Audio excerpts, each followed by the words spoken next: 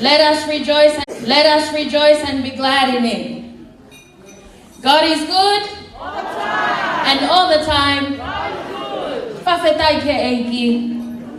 E ne whatatahi mo ui ki tau tolu I he kātanga o aho. Ko hono hiki ai whailau o I whakawhetai mo I whakamalo. Ko ngā koe tau mi hau hawa ko whai e Sihova. Ki he mo ui a Anau. Ma ata Tupou Malafu. O ne hoko si ai hono ua mo furu ma taha tau. I he aho koe ni. He koe aho nei pau ke hoko. Ka koe tau mo ui. Na e hiri I he funga o tai ingoa. Pea neongo. O ne awe e taha. Kai tuku e taha. O tau kei laupe o hau hawa. Ai tau hia Sihova. O ko kore ke o puke whainga maria koe ni. Ke whaiha manatu ofa. Ki whai toka. Ki na malata. Ke sita mai ofa. Ko Solomon e Malafu. He neongo nai toe pe au. Kai whawhetai he nai kei toka pe a Sihova I waka. Ke whai a hono lolomi e pe au. Mo whakanonga I matangi. I he taimi koe ni. E kamata aki e tau polokalama. A hono whakawhailoa ki atu. Ai kau whakaafe whakalanguangi. Ai ongo mātua ai tahine birthday. Kai uma a ai tahine oi a home.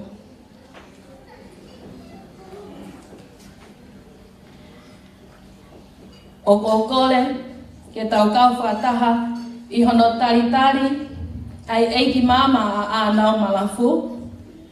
Koe tahine ko a lopa pole. Ka neongo o kui kai ke ne lava mai me whakaitonga. O kai hono whakafofonga. Ko hono whakafofonga he whiawhini, koe tahine ko salo me haangana. Me he utolonga a, funga whanua, mo hu whangalupe. DJ, tae mai hu.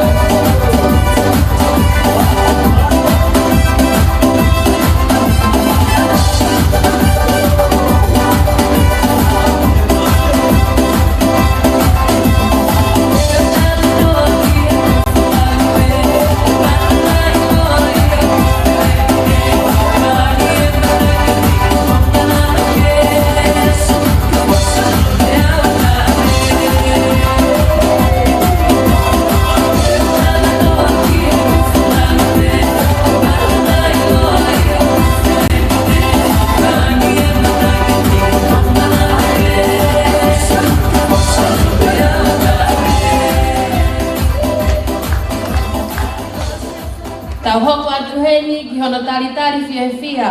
Ai eiki mama whaingata koe a Anau, koe tahine ko Daphne, Malini, Bryce, Tupou ata.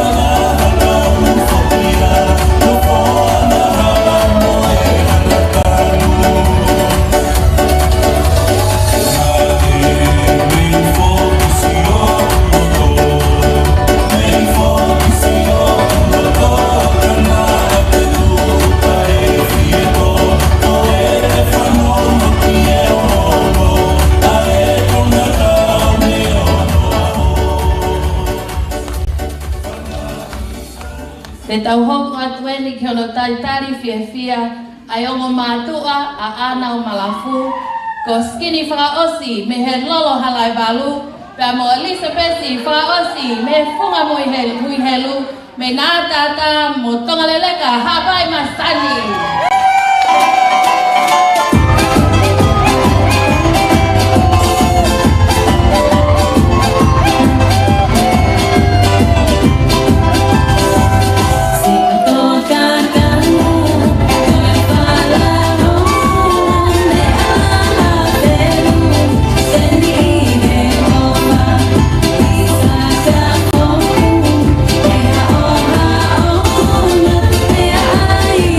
Oh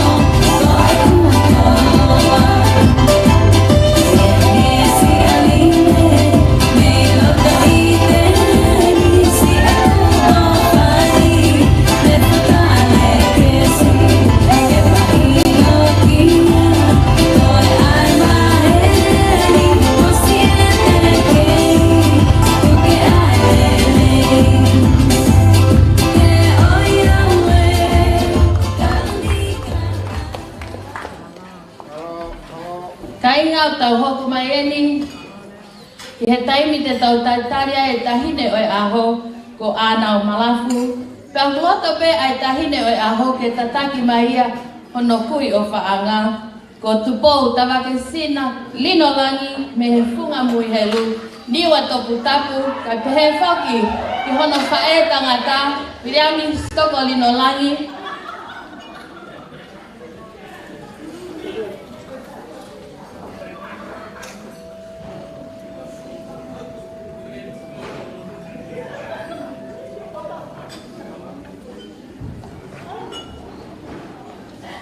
Mau kātaki o kaukore ke mau mea hake ke olunga ke tautari fia e tahine oi aho Anau Malafu Tupou Anau Maata Tupou Malafu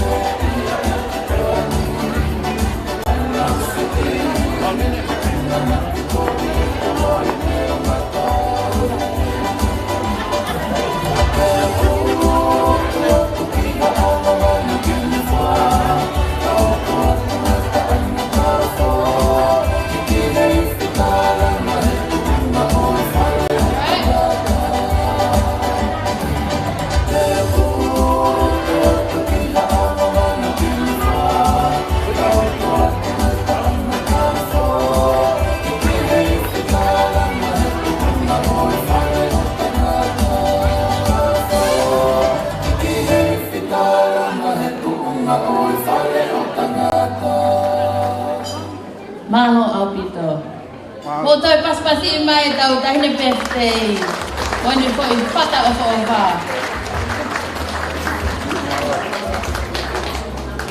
Pagatapu ki he tolu tahai hotua o afio I ho tau woto na. Pagatapu ki hau eki ka umaaha mata kule. Kag atu heni ha pagatapu maulunga ke whaiwhekau mo sese tauwha kai umaaha ataki lotu. Whakatapu atu ki he mehikitanga o Anau Malafu, ko I tahine ko alo papole, neongo kuikai ke I heni. Whakatapu atu whoki ke tahine Daphne Malini Bryce Tupou ata kai pehe whoki ki ongo whamiri eiki o tahine oi aho. Whakatapu atu ke te kumotolo hono kotoa pe o tonu ke whai a hono whakatapua me he ongo whamiri o tamai mo whae a Anau. O watu whoki ai whakatapu makehe ki he tahine oi aho, Anau ma ata Tupou Malafu. O kore ke uhufanga i he tala whakatapu kakato ai whonua mo lotu. Kai ata mo whewhine tai loa ko eni ke whakahoko e whatongia MC e whiawhini. Ko kingoa ko whangwhang mana, pia ko kounau he onga mātua Anau ke o whakahoko e whatongia oi aho. I he ene pehe, o ko whawhawhonga i atu, ai ongo mātua Anau Malafu, i he ono taritari whiawhia ki mautou he whiawhini. And for all our non-native speakers, good evening and welcome to Anau Malafu's 21st birthday celebration. I would like to warmly welcome you on behalf of Anau's parents, Skinny and Elizabeth Whakaosi. Te tahoko atu weni ki he konga uwaki e Polokalama, a ia ko hono lotu i e tahine birthday, pia ko whakawhi i atu heni, ai tangata eiki whaiwhikao mo sese tauwha, ke ne whakahoko e o wau mahu inga koe ni malo.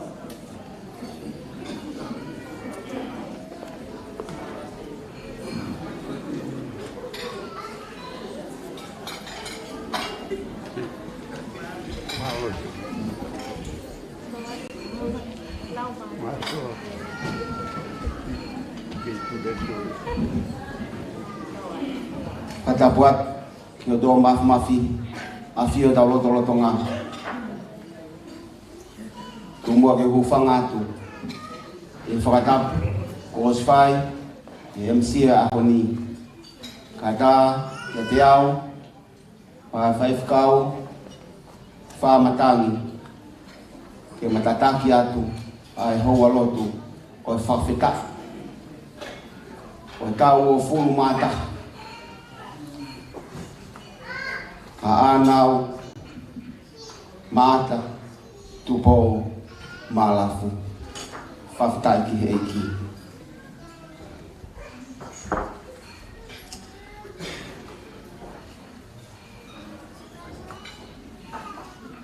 My flesh and my heart may fail, but God is the strength of my heart and my portion forever. I have made the sovereign Lord my refuge. I will tell of all your deeds. We gather this day to celebrate life, the life we share with one another in community, the life that Jesus gives in abundance, the life we have been given by God. Let us be grateful for the joy of life and the life of Anau Malafu on her 21st birthday today. So let us celebrate and worship God. Let us pray. Kita ulotu.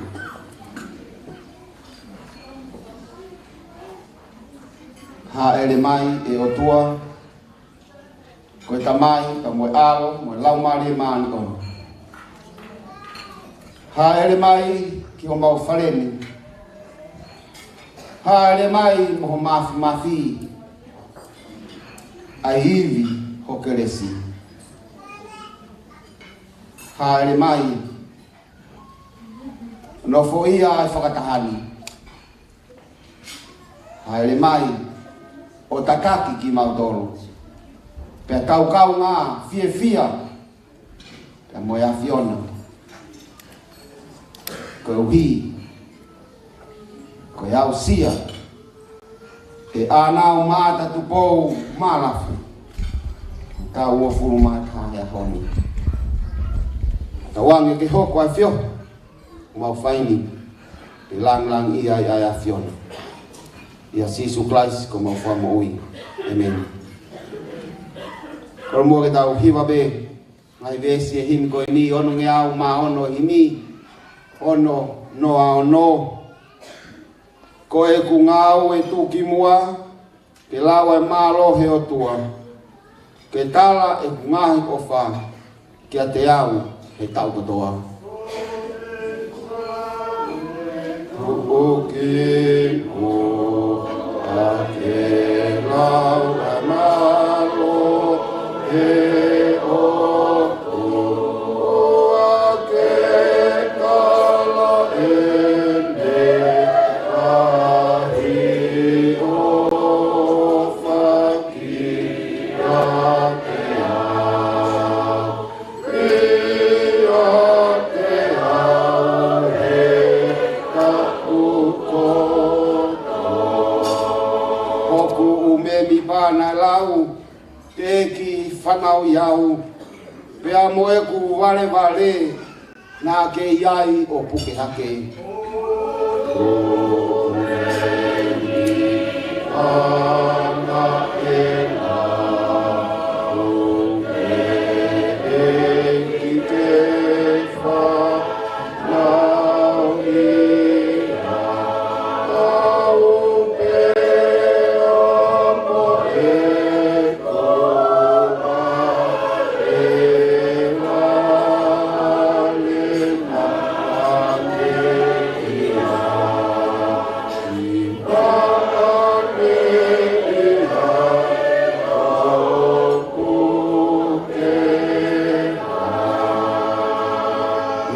si eiki te uhiwa be ho ofa he aho mo e poko toa o whai o whakahiki hiki me taimi ki itaniki.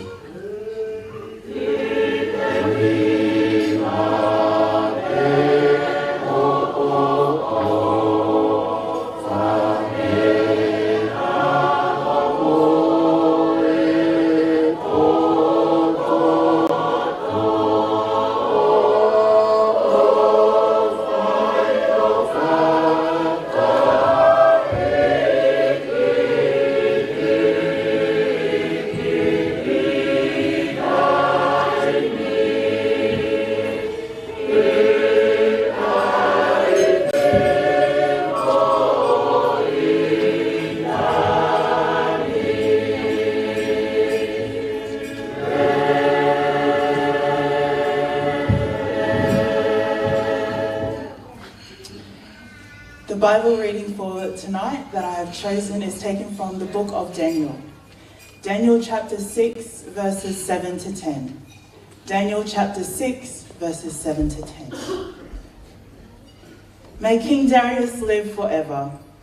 The royal administrators, prefects, stirrups, advisors and governors have all agreed that the king should issue an edict and enforce a decree that anyone who prays to any god or human being during the next 30 days, except to you, your majesty, shall be thrown into the lion's den. Now, your majesty, issue the decree and put it in writing so that it cannot be altered, in accordance with the law of the Medes and Persians, which cannot be repealed. So King Darius put the decree in writing. Now when Daniel learned that the decree had been published, he went home to his upstairs room where the windows opened toward Jerusalem. 3 times a day he got down on his knees and prayed, giving thanks to his God, just as he had done before. This is the word of our Lord. Thanks be to God. Anau, this room is filled with your loved ones who know you at your best, at your funniest, at your most craziest, at your worst, and at your lowest. I've yet to gain that full privilege and have only gleaned on snippets from your mama bear, from the Auburn youth who adore you and want to be like you, and for small moments of sitting with you around the Gova Bowl on Easter Sunday and recent messages in preparation for your celebration.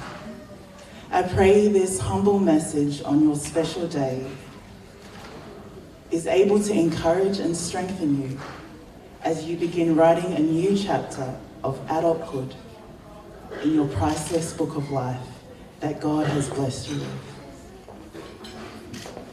And now when I hear you talk about your passion of being the spokesperson, a bit of a loudspeaker for Pacifica issues such as suicide awareness and prevention, of education, and much more Pacifica issues. I see the vibes of Queen Esther within you, refusing to let her people die. When I watch you talk about being in community and about how much you love being with people and having the privilege of sharing your faith with others, you light up, you sparkle. And I see the Apostle Paul beating within you, an evangelist who had a deep love to see others to truly know the love and sacrifice of Jesus Christ. But I have chosen to stick with your favorite character in the Bible, Daniel. Hearing parts of your story and reading some of your favorite Bible verses, what stands out for me about you, Anau, is strength, knowing your power and your strong will to never give up, characteristics that I see Daniel embodying. From a young age, Daniel's life changed when he was taken away from all he knew, from all he had loved, as he was taken into captivity by Babylon. Daniel was much loved in this new culture. God gifted Daniel with wisdom and interpretation, made him valuable to the king and his inner court. As they adored him, they pulled him in closer, giving him great power. Aware of the new circumstance he found himself in, he refused to sacrifice the teachings of the God of Israel and his love and faith. Daniel knew who he belonged to. He didn't belong to the laws. He didn't belong to that country. He didn't belong to that king. But he belonged to the King of all kings, the ruler of the whole universe, the one true God, Yahweh. Daniel stood firm, strong. He did not fear the consequences of praying to the God of Israel. He had done with what he had always done before. He prayed. And why should he change? God, faithful and loving, was the same before the decree was given, after the decree was given, and even beyond that decree. And now, Naata Tupou, just like Daniel, your young life of childhood changed forever as you said goodbye to your first love, your first male role model, your dad. But just like Daniel, you embraced your hardships and heartaches, and you have claimed them as your power, and it has given you a purpose to be the light bearer, to be a planter of hope, and to be the salt shaker in someone else's dark tunnel through your own story.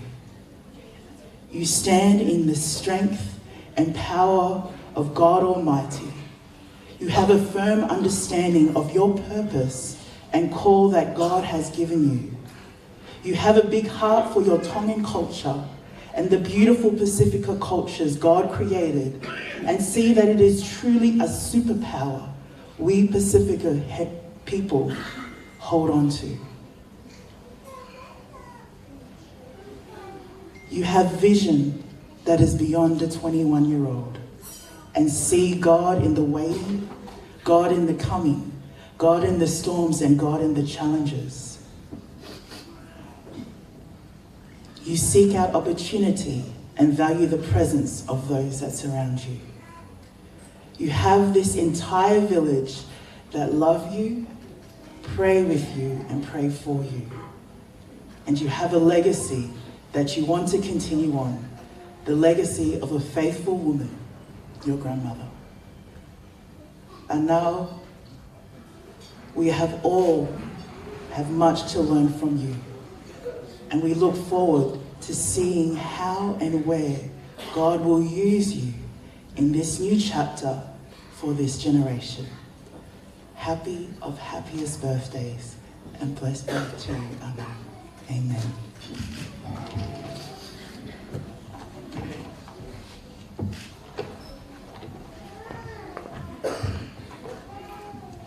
Ko himi o te tautoe hiwai, ko himi taha taha whā, ko himi o ku. Anau is her favorite hymn. Sorry, I will remix that with a bit of my Tongan, as my Tongan's not that great. Himi taha taha whā, ko vesi be taha mo e vesi whakaosi. Eiki, ko e ofa au, ko e moana loloto, pe ngalo hifo ki ai, e ku ngahi angahia, pe ko ufi ufi, e ku kovi kotoa pe.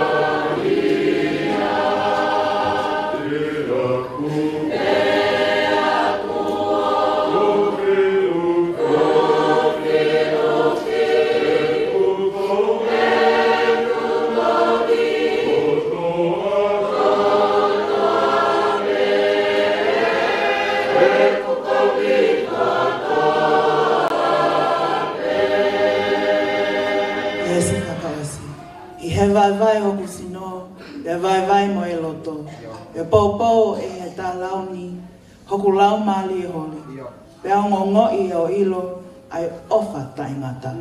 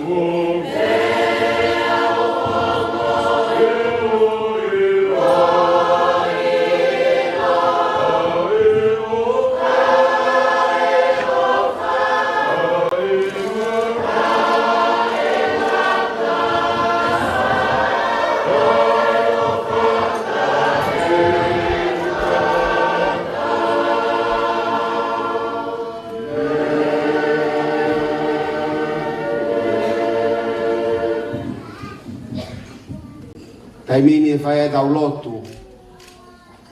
Koe tau lotu o whawhetai. Koe tau lotu o tāpua kii a Anau. I he toenga o hala whanonga o hanga atu ki ai. Koe kore atu mo tōka whewhikawena huiena mo lawa mai. Koe ke tāpua. Please come and join us as we bless Anau today. I'll give you a time of prayer. Ki taimi whai ngumali ke whai pe hao ki lot. Ona ke pehe o kui kai ke sai ho lotu. I kai sai au ki to lotu ko hinga tau henia ahoni. So I'm asking you to say a little prayer in silence for Anau. Te toki hoko atu ai lotu ko ia. Ka te whao se whaifukau e tau lotu. E tau lau whataha e lotu ai eiki. Koe osi e tau kipo kalama koe ni. Ko ia e whainga maare koe ni. Te tau lotu. Te ake whaka more more. Whai mua hau ki lotu. Ma Anau e ngongi koe ni. Let us pray.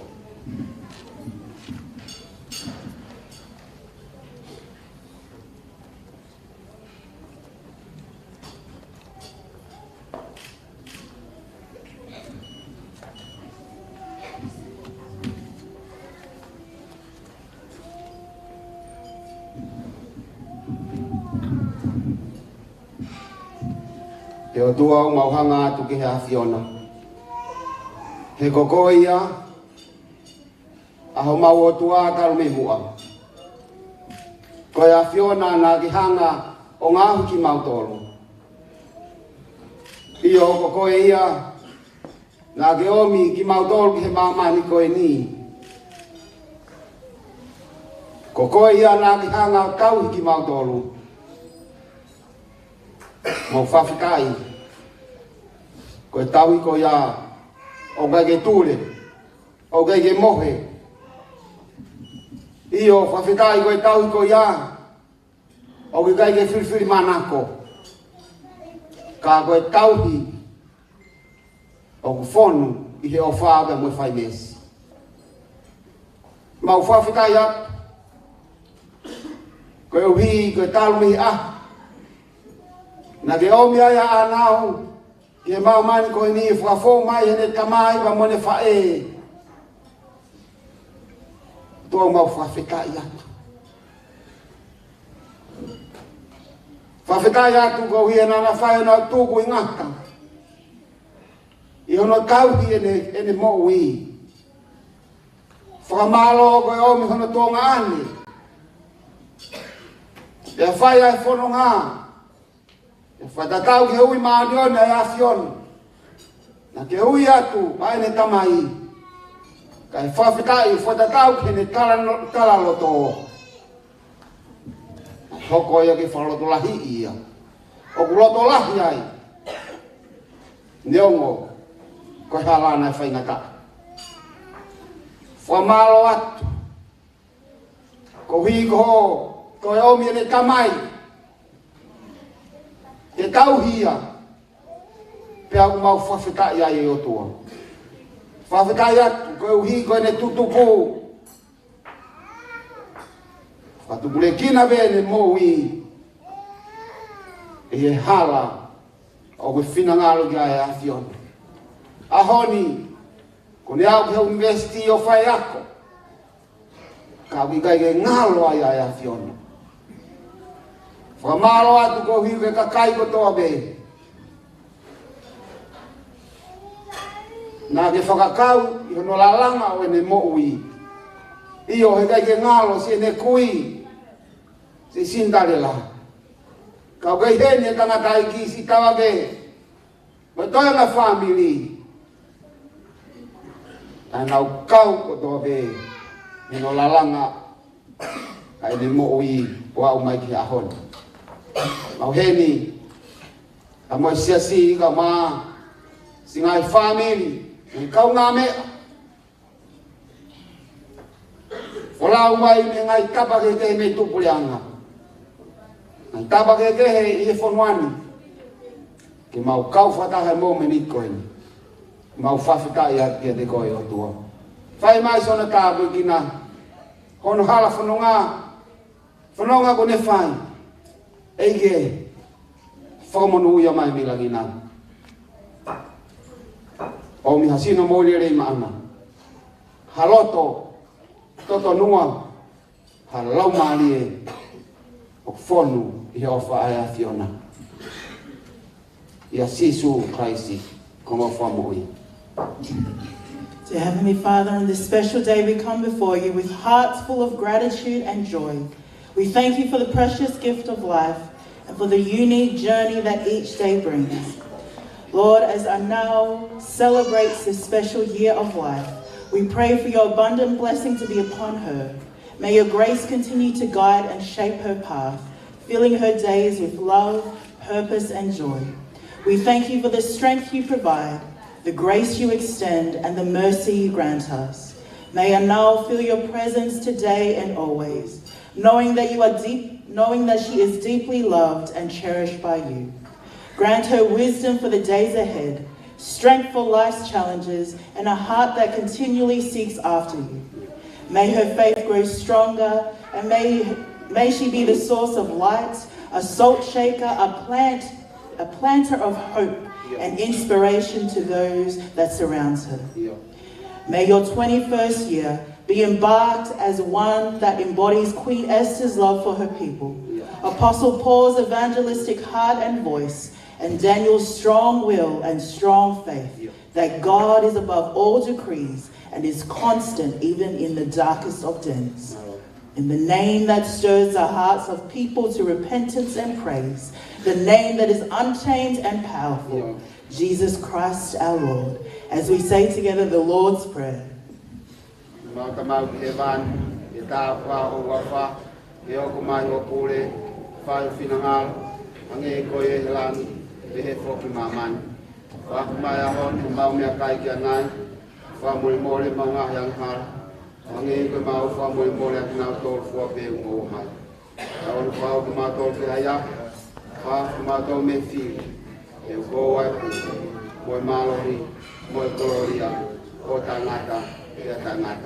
Amen. Amen. Alors.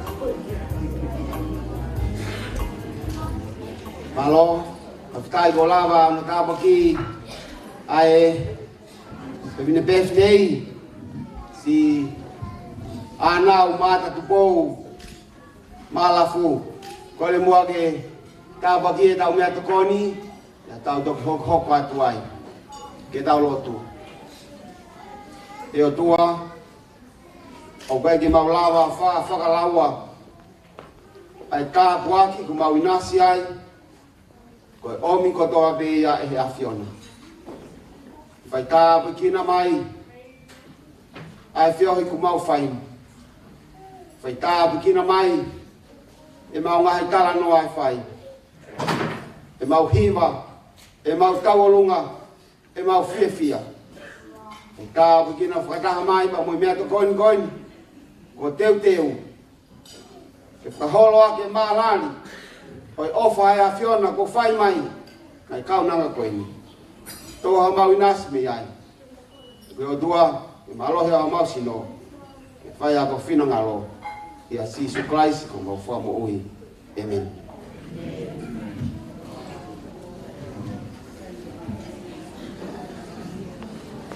A tēnā awha malo lahi au pito. Ka whaiwhekau wha, kai pewha ka whaiwhekau mo sese ta awha. Ko ngā koe whakakoloa ko mo tuku mai tahine oi aho. Ki mua patau hoko atu, o ko whakahoko atu peha housekeeping rules whekau aki mai whare ni. The restrooms are found on level M of this building, and you can use the lifts or you can go down the stairs. It's just one level down, and that's where you can find that. Also, if you want to have any alcoholic beverages, the bar is open. And there's also a smoking area, which is also on level M, that you can access as well.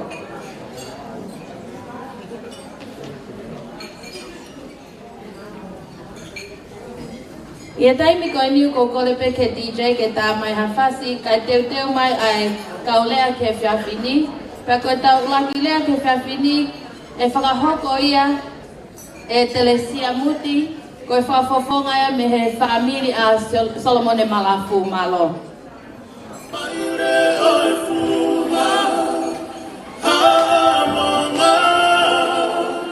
Oh,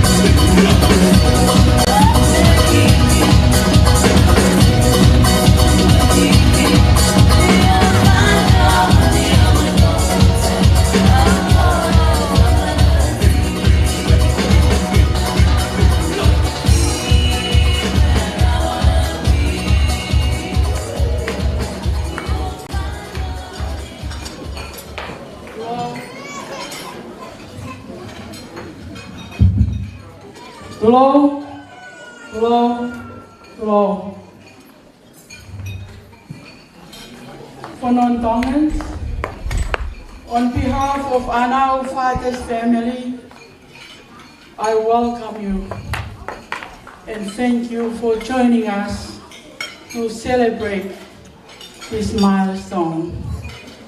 A day of thanksgiving, thanking God for His faithfulness in looking after Anau for the past 21 years. We pray God to continue to look after her for the rest of her life.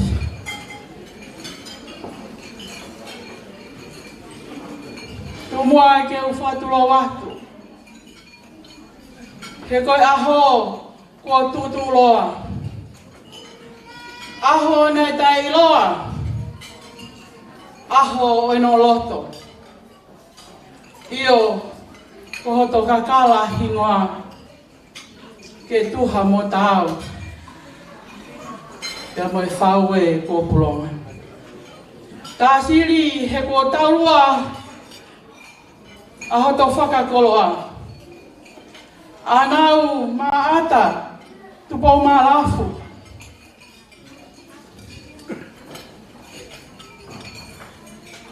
Whawheta e kia sihoa. He ukulele hia, pe autolonga o taingata.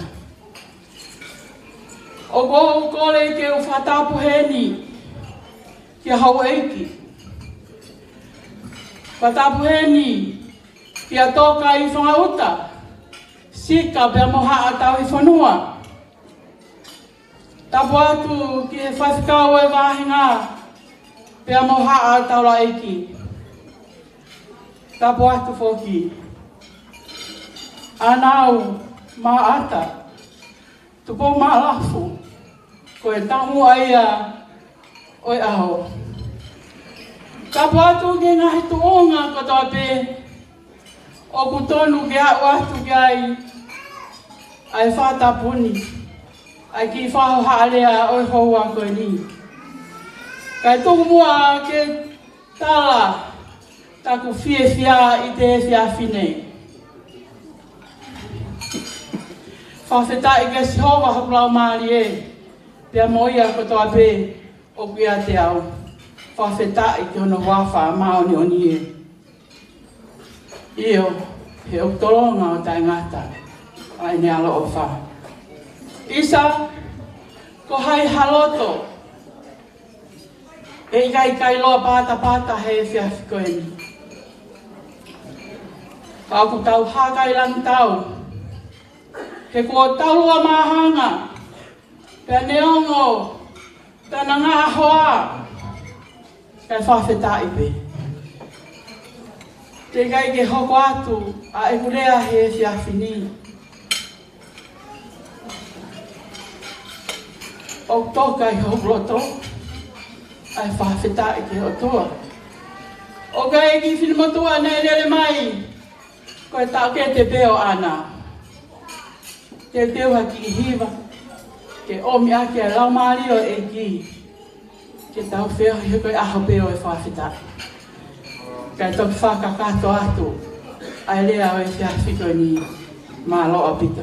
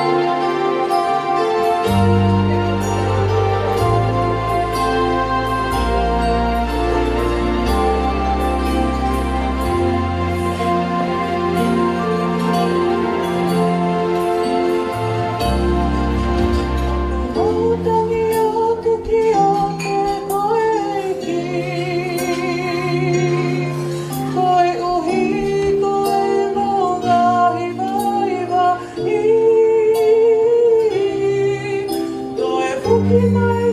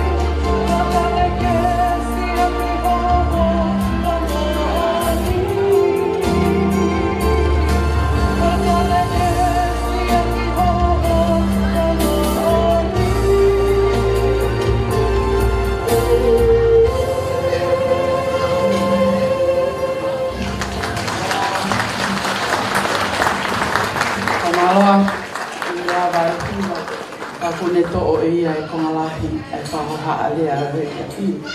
Ko tui pe o ku iai ai tolahi o ku mō whiu ia.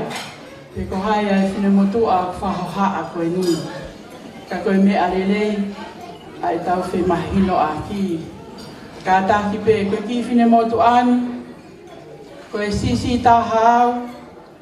I tamai a Solomone Malafu. Ai olaki huse pāniti o pesi. Koe lahi taha eni, i e whanau ai ku tangata eki.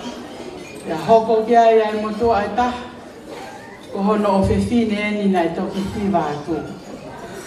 Ia koe ai mo o whine mātu ai ua. Koe tō taha u takai whala atu. He otu motu lalo i whale vai. Ko ke le iola le akona. Ia mo i whine motu ai taha. O takai whala i whas mo afi ko man siutai. Ia koe whine motu a koe ni o whahoha atu. Ko te resia ke pumutia. Kai hange koe lau. Koe kai ke o toi manatu te koe te koe ai kolo na takai whala ki ai. He ko uheni au he wheitu o ke. Kai kehe. Ko tui peo ngāri whakahua. Kana te takai whala. I kolo ko tala mea fo o i hahake. Ofi atu peki kolonga. Kai whawhetai. Koe ahoni ia. Koe aho peo e whawhetai. Koe aho peo e whae. Kai e ahoni he kutu o. O kune omia e whawhonga. Ai tamai a Anau. Solomone Malafu. Kone toka. I hala whono ngā. Kai ki tau pule ki tau tolu. Ke koe whotutu uia ai tai hamai. O gai ai o whalahi. Ia alopa. Ki tonga. Koe aho e nia. Koe aho ia tahini ko alopa. Kai kehe. O ku mahukruange ai o wha. O te kakao mai ai. Te hoa koe ni. O ku te whautua kita. I he pore noa te. Alaska i Amerika. Ka koe ahoni. O i sene. Ke kau whataha. Te amo Anau. Ke mawhiwhaka mo ani aki. Koe o tuape. He ganai kai ai o tuape. O kai ai tau tolu ai whiawhi koe. Kia whamore atu nā pehe. Koe kātoanga pia maurele mai mā tolo whai e ki i hiwa. Ka koe ki whanau na e lele mai mo ia. Nā omi ai kuongo ki uhi ki. He koe sua kutui e Anau mo Solomone. Koe ia pia kutui ai. Ai ongo ki uhi ki. Nā kulele mai mo ia. Pea ku wheo mo aki. He tau mai ana e pule hataha ki ai. Koe whotutu ui ai o tua. Ka koe makehe oi aho. Pea moi kau mo sihova. He o kune to'o ai taha. Ka kune tuku mai ei ai taha. Koe taha o e ngahi taha. Pea koe taha o e taha kai ase. Iyo. O masiva lea. Ke o atu ai whamalo. Ki he tamasi i pia mehe hiku tamore. Pia mehe lolo ahala e walu. O ke tongi ai ahoni. Te hange koe lau. O te fie ai pe. I ho ngā ue. Pia o atu ai whamalo. Tupe mua ke whakakato. Pia mehe kato katoa. Pia mehe itaniti. Ai ofa ko ke whai. O lawe ai. Ai kaunanga o ahoni. Ka inga. Ka ki whanua au te whautua ai he pore noa te. O koe kai ke te iai hane ai a koe po uri. Koe hoa tāma o pē. Hou ai ua whā. He mahina e tōna. Ka koe te lele mai koe ni. Koe alo koe ke po uri. O uri whia au he nofu he ki whautua anga o kou iai. He uhi ngā he ku te āke kita he wā mai tolu. Hange o ku hopo pēla aia. ke ki poko I whare o te whakautua e. Kai ke, koe whiawhia o e ahoni, o kuatai o whalahi kia te koe sika. E wakai atu, o kia ia e mana meri. Nei whai a lele atu, ki he api o sika, ke nā ne whakawhi mai, ke la wange ai kau wholau, te au kau ai, pia mai whanga ki uhiki nā ku lele mai o ia. Koe whakawhiawhia, ai mea koe mahino ai asi, pia mai fotu ai merino ai eiki, i roto whare koe ni. Whawhetai, o ku kei tau matala, ai matai koloa, ka koe tamai, i roto whare koe ni. Pea maari e mau whawhi ilo aki, pea whakamawhana. Pea i e whakaosi-osi, ai mau mea toko ni. Pea mea hake e tahine PFTI, o whai e nerea. A koe taru-taru e kutupu, ko toki whanongo ni he rea, o kutupu peko ki orunga.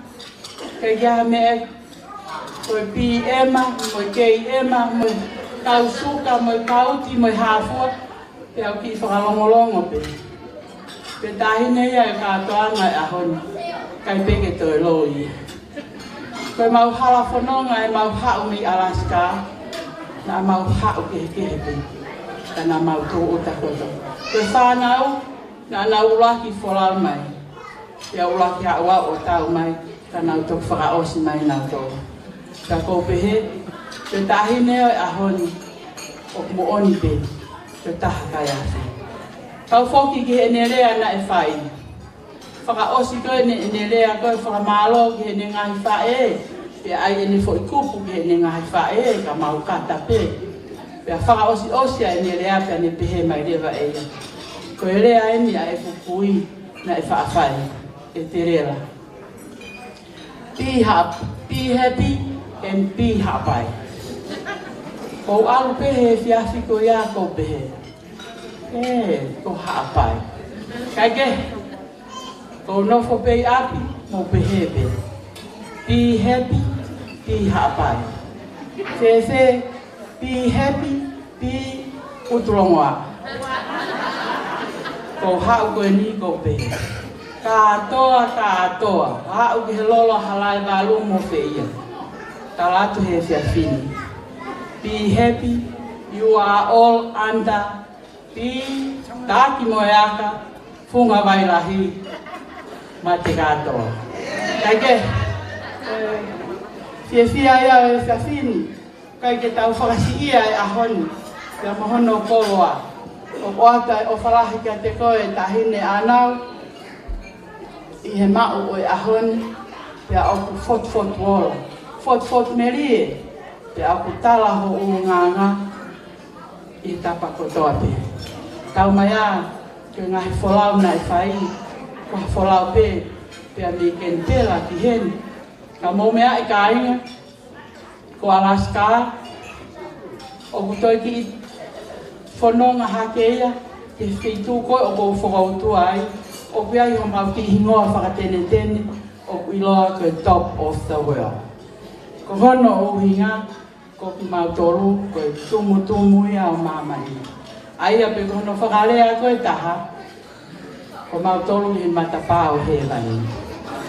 Ko mō mea mai koe nā, ka mō ka whauange, ko auia o ko leo matapā mai I matapā o he vai. Kai ke, ko manawasi, nā mō mea ange motoro o mea ki he vai, kai whai pere o matapā ai. Ka kono whakakatoa, o kia ia o whalahi atu. Ko whenga ke whakanono, ko pule ai koe na hiki ia, maa whana hongo oto. Ka ko pehe ke tauwhi. Ka ko pehe ke tauwhi, mo whakamore pe. Ko whakamaaopo e ki rea o e whiawhini, pia mo I Talamonu, pia me toe ngā hoku whamiri, pia me I Alaska, pia mo Texas, pia pehe ki tonga e, si Alopa, o koutou ko lea tupe ke te whaata ki fo hiwa whakaos. Pea ni ongo pe le o wa, kak mo wila koe fu loloa ko e whanonga, pehe ko fu ahkakato e taha mo I kong, e mau turi holo I ngā whakapuna. Koe ahon, o te talamai I whanau, mam, e toi rama ke toi whakalolo e tiki te o tai. Kai ke uilo e aku me ha e tali e whai.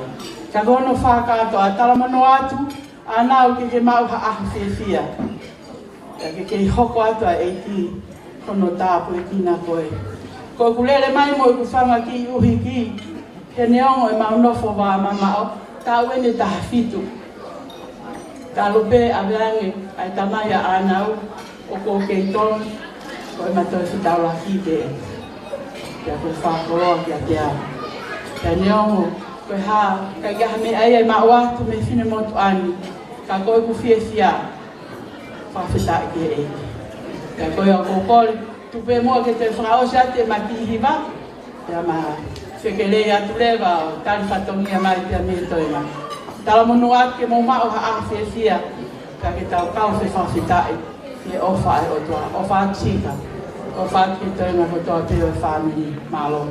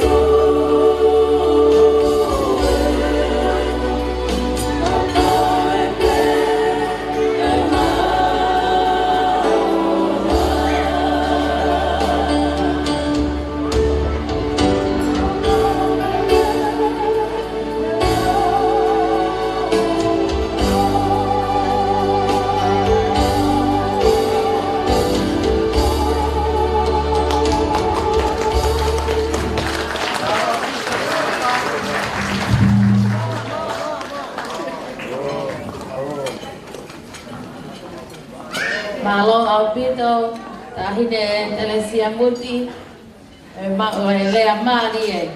Moto e paspasi mai ai mama Solomon Malafu. Te tau hoko atu heni ki he lea hono wa e whakahoko atu ia e na mosi whakaosi. Whakahiri lea ko e ni hoko lea atu ki he whafofonga me he whalia Elizabeth si anga ke he ni utai ke teu teu mai ho lea malo.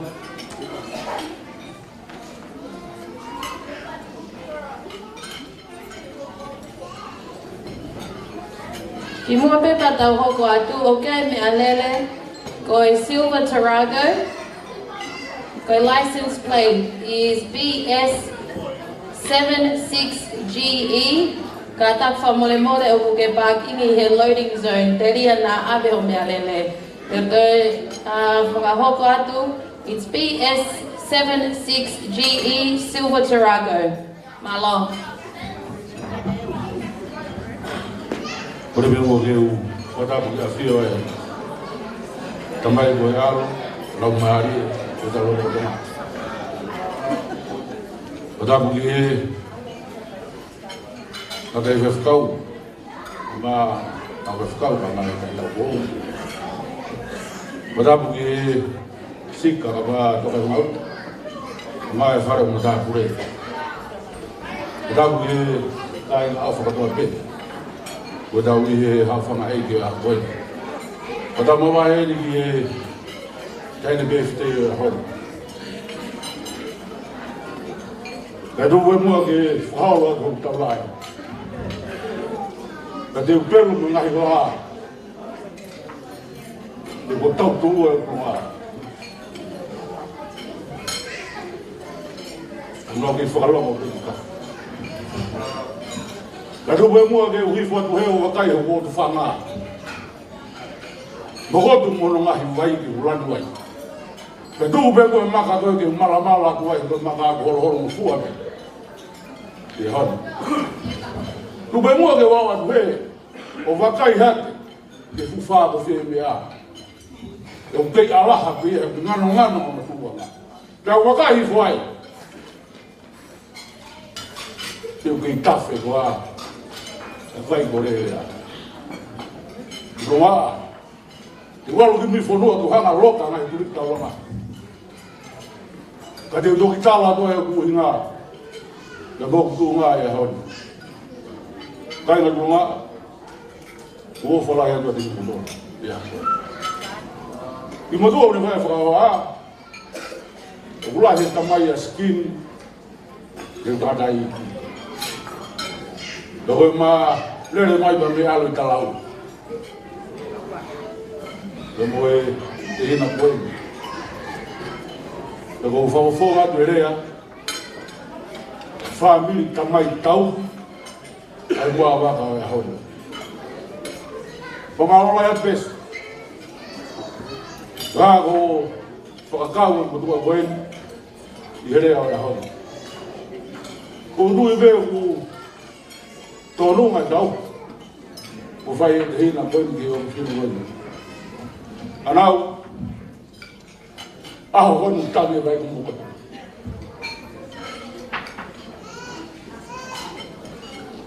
Já hon.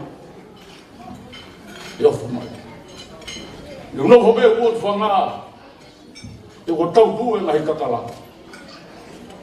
Eu vou ter uma revogada de folar da Ulaga. Eu sei que mata o oficina para o ferro que aí vai bem bobo. Malo que tu manda lá ho. Fana meia de Deus. Tu. Igual é fatomia que faz. Vai mais que tá falando que vi que bom mais foi. Cofé fana para o flow mais.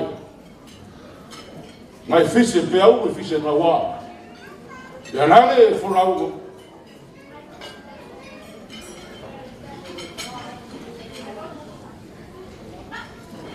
Kaya mai. Ko vera nga ro Maria. Ka ko ka he lau ya. Ma ko tau ko fai ga le boe. Ko ko tongi e fa do ya. Ko lau ye ko pro ko ta do. Kai ke toe whamomoni ma tau tu whai kati koe. Te mako whangati koe. Tala monu watu e whamiri kati koe a hoi swami watu. Tau hi bea sihowa ki whaha masiwa ia. Sihowa pau ne takutaki tau tolu ke ngahi matawai utafe mamari e ka tau toponi ai. Sihowa pau ne malui ki tau tolu. Tau talamai une te teu e te bile ma koe pia moau. Wahai a Sihowa ka teu te bile ma koe pia moau. Ia ha koe. Tau te talamai e sami wa whaa.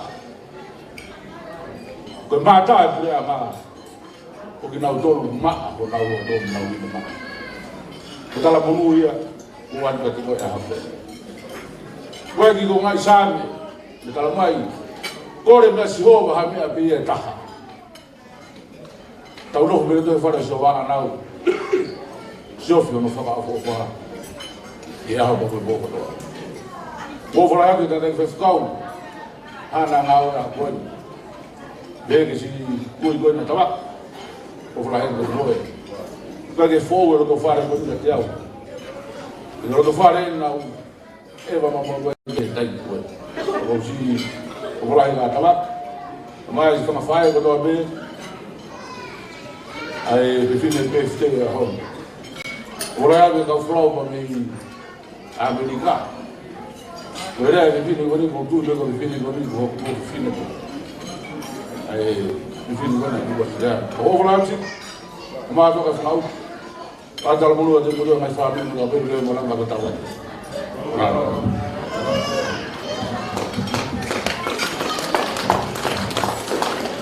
Malo opito na mo si ko whawhenga tōni a keheli tai ke whahoka te ailea i whamini a Disapesi malo.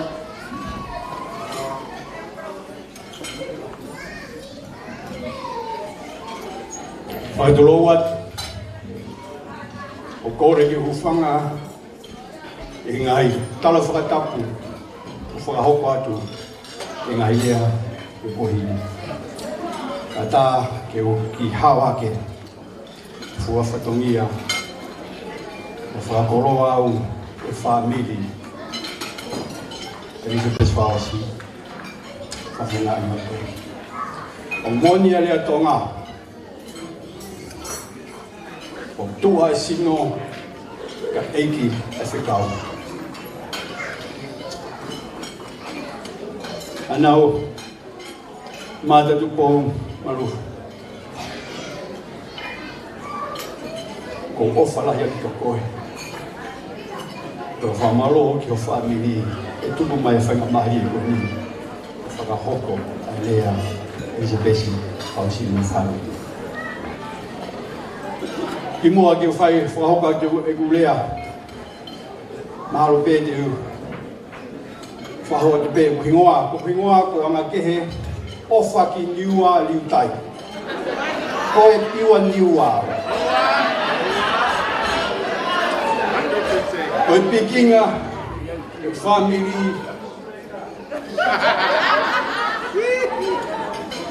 koe whamiri ko ni a sika, ko au, ko Elizabeth, ko brother and sister. Te ko pikinga o tangata i ki ko sika, ke te au angepe hata oua. Ne anga pe ia, e mau tupu hake, e mau whamiri nau. Te ni umo eke peko hai au. Ka pau te mo heka atu ihe fitu wha fitu kuantasi. O puna meheni ki ni o Tupou International Airport. Te mo pifo atu o alua te hala ma atu. O hema e hala uta. Pake toki kumbi ai pe ai, wai api ko houtere api ko matawai. Pero tupunga ia, e si whamiri, pe ko lau kau ai, pore, i e whamiri o ngai kuri. Koe mō ni, maro, rope musika. Na e a whea mai a Elizabeth. Ta pehe mai ke te au koho tangata iki ta pupe moia o smarolo moia na tonu ke fika uraki ene lea pe na mau aruka ko ni seti fogi ko ta ke te pa fika ua ia ko au ia mahana fika varu pe fika ua fu ko loi pe ko masiva e fonga ia masiva ai unanga masiva e koura mosi o famalo ko tui pe halo pe ta pupe mo sindarela ta ton be que fica lá que malo pe au sika que fica o bea e to bua na ia e família o matu na ia e pe na ki pa e na o si tauhi ai i ka lan koura na to ai a fa o veu whakaauha e ki pāko ka nei lata pē ai iko un koura ko ni i e whitu koe nei ai e pā koe whatawange pē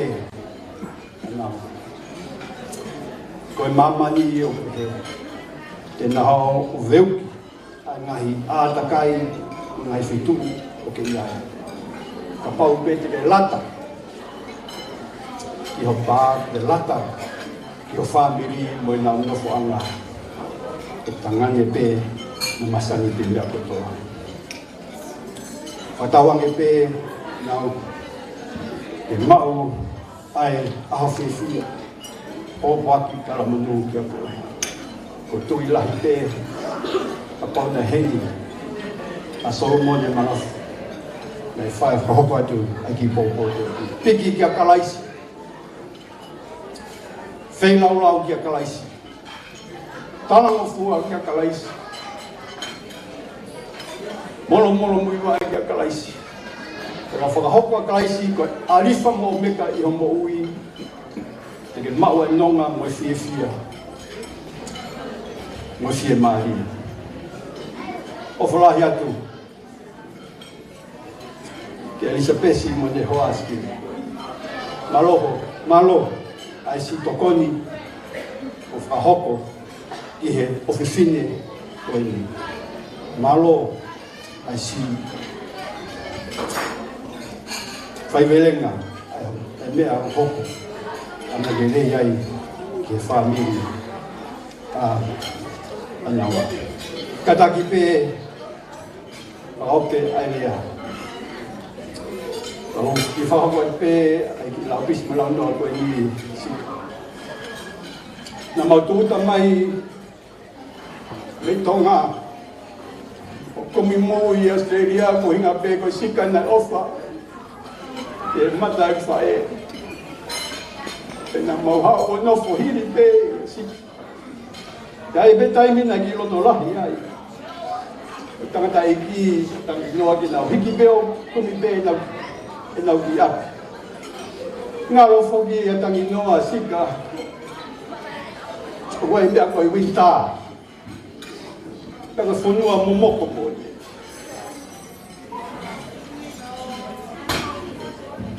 Peka manatu, ia Cinderella koe. Kui ni whoki a Cinderella he ta mamu wini. Ka moni pe lau ia, o taha koe nei lea koe. Moto koe ni koe. Ai kui ni koe ni. Be happy hapai, don't worry. Moto pe ia u whamu, whahoka koe ai. E taimi winta koe ina e hau pe a Cinderella mo ne kafu. Mai ke mo whamiri. O hinga ke na whamawhana. Tuk whamiri. Kau pehe pe sika. Ko mawhana pe me taimi koe ia. Me tahima marua ke taimi ni ume mawhana koe. Uinga ko de ofa a Cinderella. Pa pehe pe de kore pe ke DJ, upe ke mokoto e hima. Tā mai a foi fasi piwa hapai. E whai atu pe e ki haka. O ki tā lunga pe. Unga pe ofine nimo ki ofa ka koe ana. Lewa malanga. Tawa.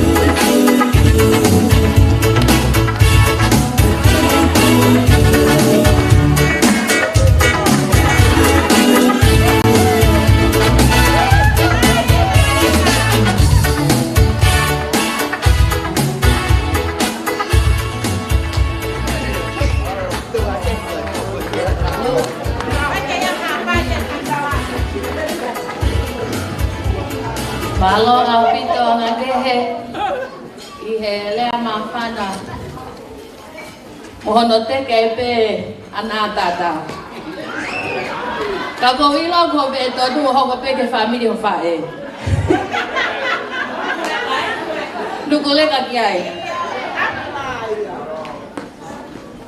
Malo. Te tau hoko atueni ki he polokalama mahu inga ko ia e family. Ka ko whakawhi ia tue o ko mātua a Anau Malafu ke whakahoko ai whatongia ko ia ko e whaki mea ofa. Ka ko kore DJ tai maha whasi kai mawhenga maari o ko mātua ke na mea mai ki mua malo.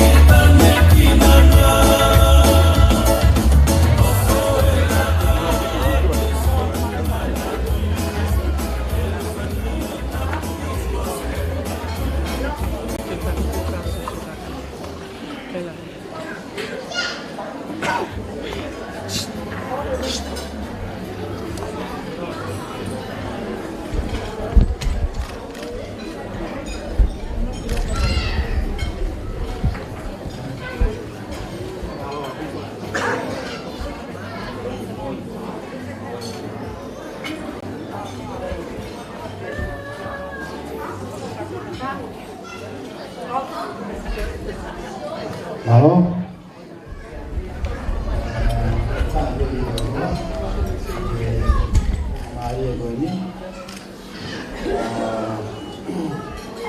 Kore bege o whanga te o te rei na lava ka tau whanau ki ai ane nai. Pako te lava mo ke o whakato e ki whatongi ai a ako ni. Te whakatai bege o tua mahi. E whapelonga aki mo ui ki tau tau e ki ako ni. O tau lava mai ai ki tau whawhiwhi ai. Ai au si ai o te whine ko ni. Ano tau o furu mata ai ako ni ko whakamalo ka te moto tai mo la mai o whawhiwhia ai aho whakakoa ko ni Anau maata Tupou Malafu o kai ai ha mata mea te marunga e ka whanonga e mamani ko ni ka koe tahi ofa e o tua nei whai ki homo ui i tau whanonga. Tau e ua furu mata e tau i kofa e tua nei whai mane koe. Tau mei a nei whanau mei koe ki mamani. Wao mai ki a hori. Pea ne whakafo mai a tarango fua i a te koe. E koe tarango fua ko ia. O ko ke whakatataha i mai ki mautoro e a koe ni. E tau whakawhiwhia, e mea ofa ko whakainase te koe e tau tamai ki e mani. Ko whakamaro ka te koe,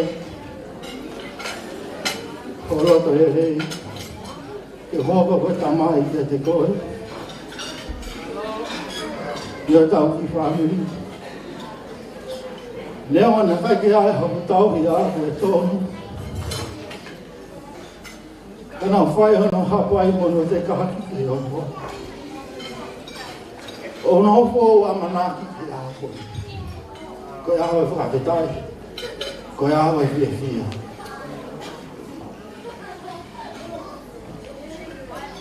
O ana ngālo e koe ngai ako naki ka whawhae. Pehe ko koe maa neo mo ui mama wai. Whakapetai, tau ka whakataha benda ki Tupou tawa e sina ako ni. O ilu pe whai o whenga e poto whakatamai. O ana whai ane. O mao ni maha mea. Ia ngāro e ako koe ako tongi o whai.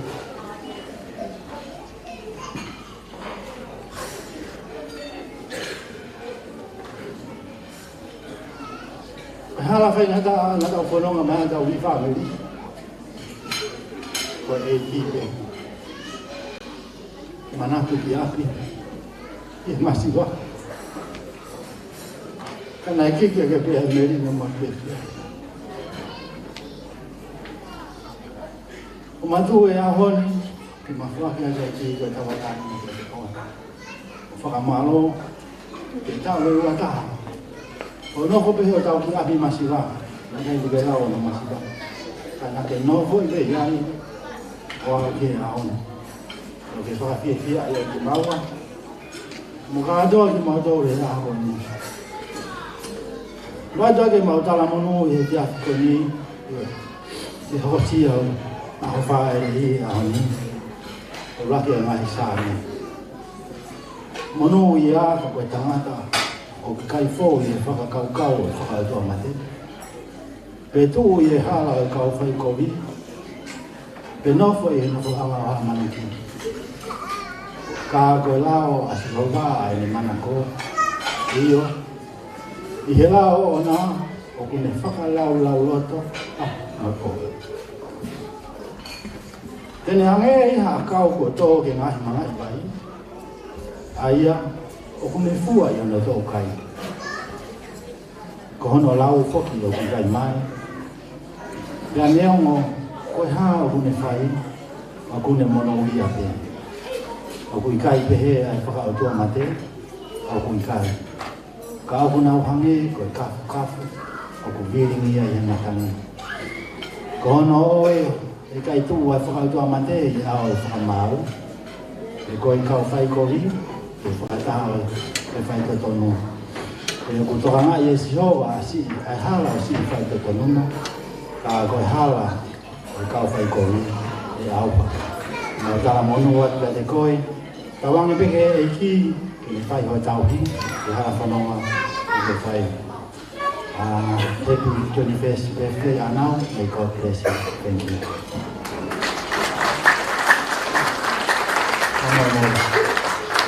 What are the key?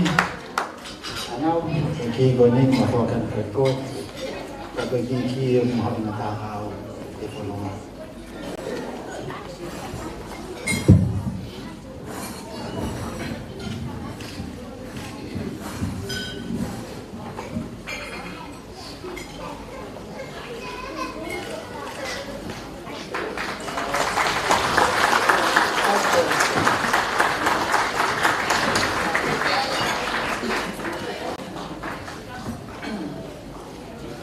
Kai tai me ni kuhua e whili kau, lele o spe mo ki koe. Ka neo moia, te o whakapoke ki, ke te o ilo te o miss o te aki. Te o whakapoke ato e ki, ato e aunga me, ke te o teo i alo to whale. For me, this key not only represents freedom, because I've been so privileged and trusted enough to be given freedom since I was at birth. And so I thank you to both of you guys for trusting me and to already grant me that freedom to which this key should represent. For me, this key represents love. This key is a key of love, and for me, the key to life is love. And love is not based on an island. It is not based on one person, but it's relational. And so I can't do life alone. And I want to give this key back as a representation that the key to life is family. The key to life is God. And the key to life is Melino and happiness. I want to keep this key back as a commitment to our relationship to continue to do life together. And I thank you. I'll give this key back because I love to live rent-free. I'm way for Aku.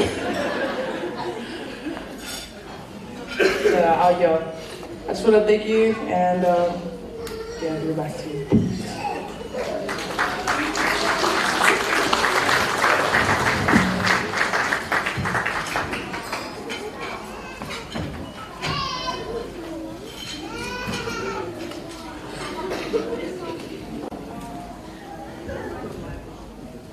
Malo au pito moto e paspasi mai tahine aho.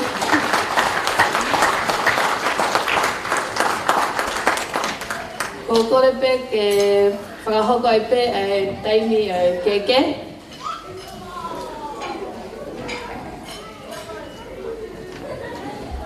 DJ tai mafas.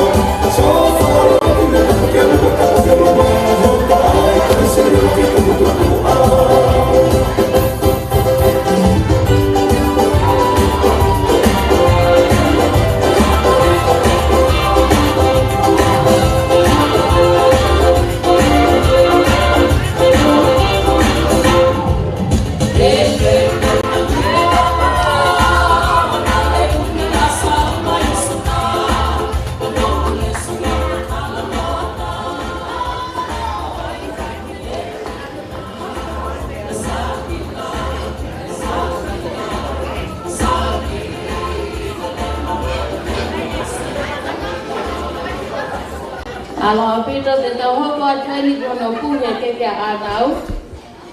Pea pehe ni anga e tau whahoko e whatongi a koe ni. Te tau laki hiva, happy birthday ke taine birthday. Toki whakahoko e ne wish, pa toki puhi lewa e ne te lango.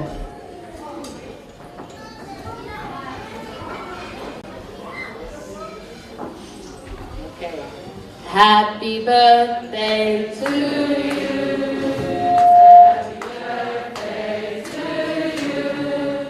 Happy birthday, dear Anau. Happy birthday to you. Happy long life to you. Happy long life to you. Happy long life, dear Anau. Happy long life to you. Make a wish.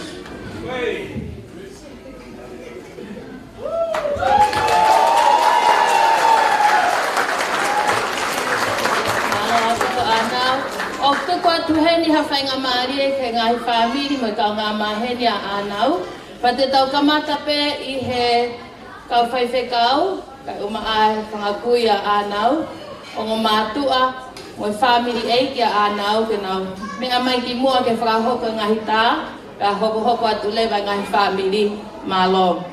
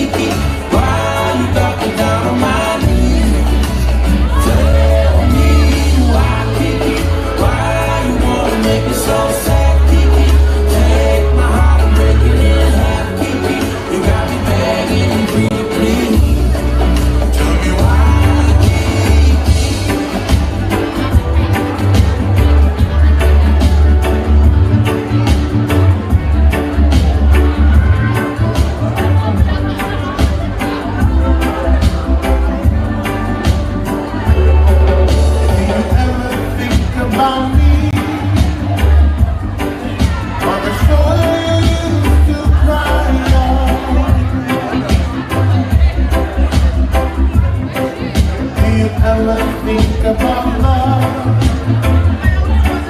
or the very things I own? Do you ever think about it? The day you say I love you, or am I a fool for thinking that you could still love me? Some call it love,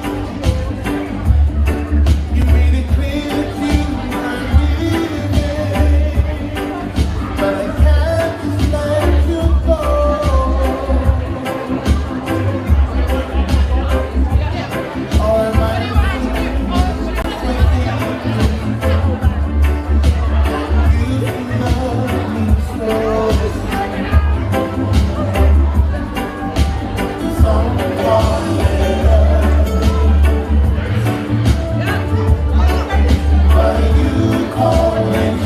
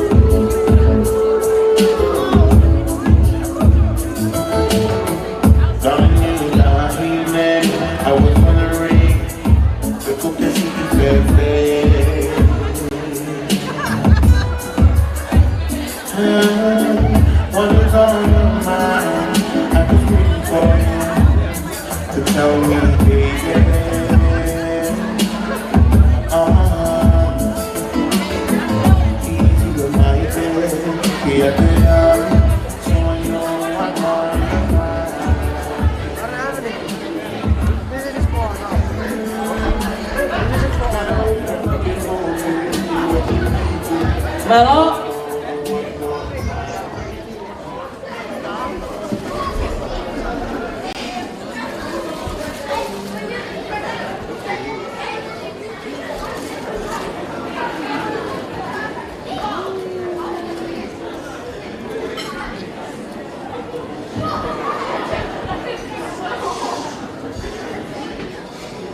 Tapu mai fio ai o tua I o tau lotonga.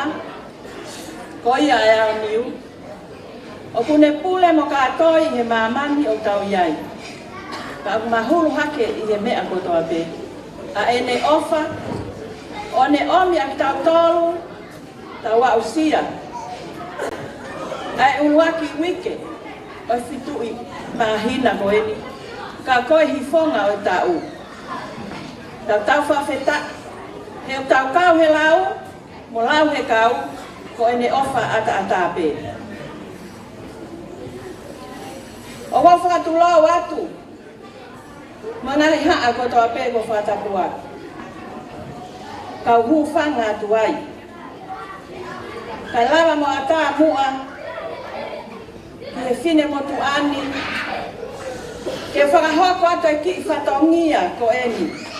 Ai ngahi kui, ka mosi ngahi whae a Anau Tupou Malafu. O wakoloa ia he ahoni, neongo e kusi'i. Ka koe taha o ngahi kui, pia kou loto ke whakafofongai a ngahi whae mona o ngahi whatongia. He neongo ne CCE, mo masiva, kana e whai pe oko, mo amo o tuku ki a ahapeheni. Ka tok maoni lena e tau lea tonga, si ka se mori. He neonga ne papata, kana e whai pe no lalanga, ke tongi aki e whatongiana. Te tok maoni e lawa hiva, eva mai ki haa ano, he neonga e si ka au whakalahi, ki he lotu mo yaki. Maka ko fele unga, hei kai te ke ngalo. Neoa ko puri a te ngahi fofonga, toko lahi. Ka hei kai me lemo ai. Ko mo ngahi ngā ue, mo I whatongia, me he loto haangana. Ka mau lau monu ai, I he aha koeni. He kua mau pata he ngā ue ko lava. Pea mau manaku ai, ki he lau ai punake. Iyo, nai matuai me he api ko kau. Pea silai I mātuku ai tau. O veteki nei ne lata, pea mau ai hau.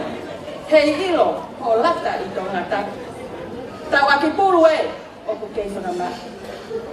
Neo ngoi mau hiki mā nofo muini, ka hei kai pe ngala ko mauta. Ka iai ha whatongia e I kai tāu mo ho whakakau. Ya ke whakamore I ania. Kai tuku au ke whoki ki tonga leleka. Heo tu kei tuku pe ai o baba. O mamata he mai moa. I punga tea mo punga kapa. Kei paluki mo lau pua. Koe maka umea o toke moana. O mamata he fine. Umi noa.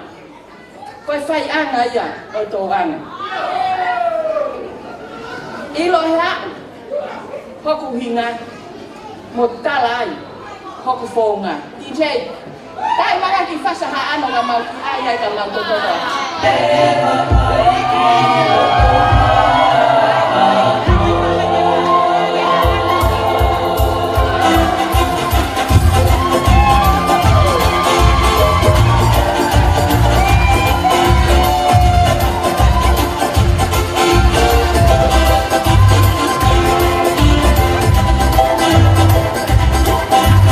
Oh,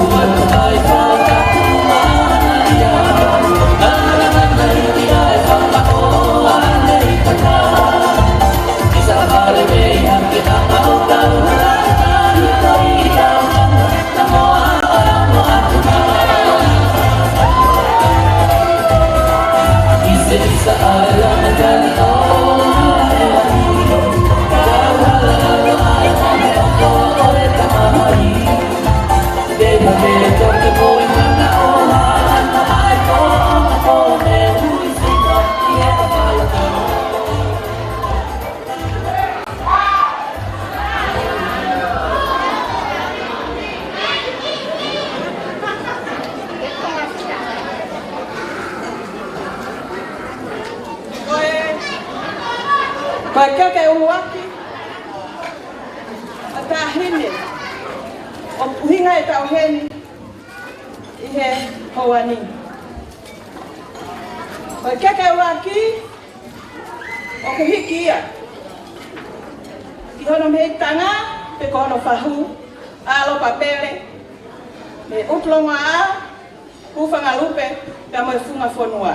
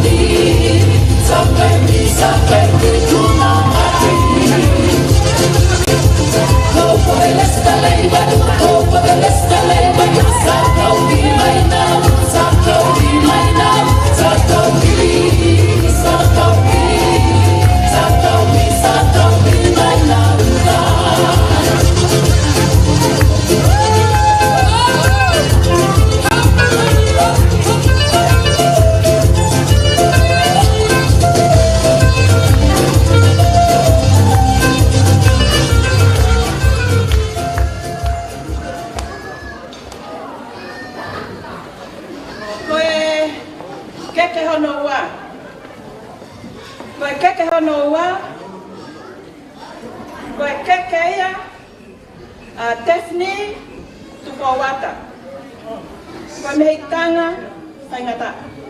Hitamale, Utungake, Lola Halagalu.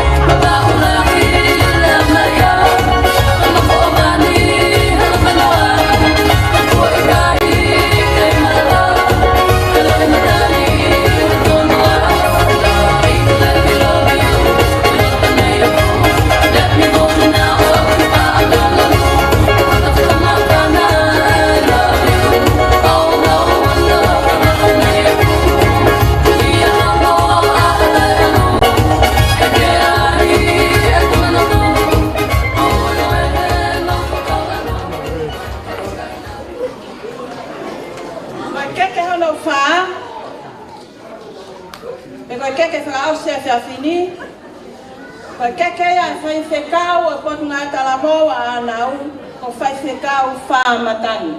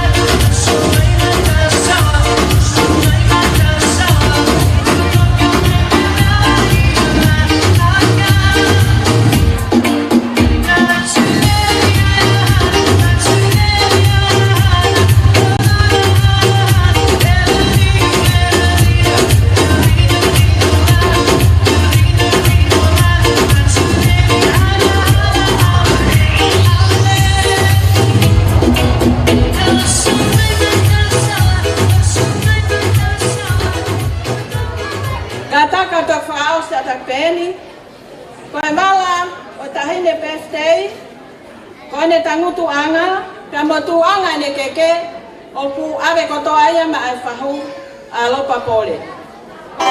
Pe hau me tonga lereka, au fausi ageni.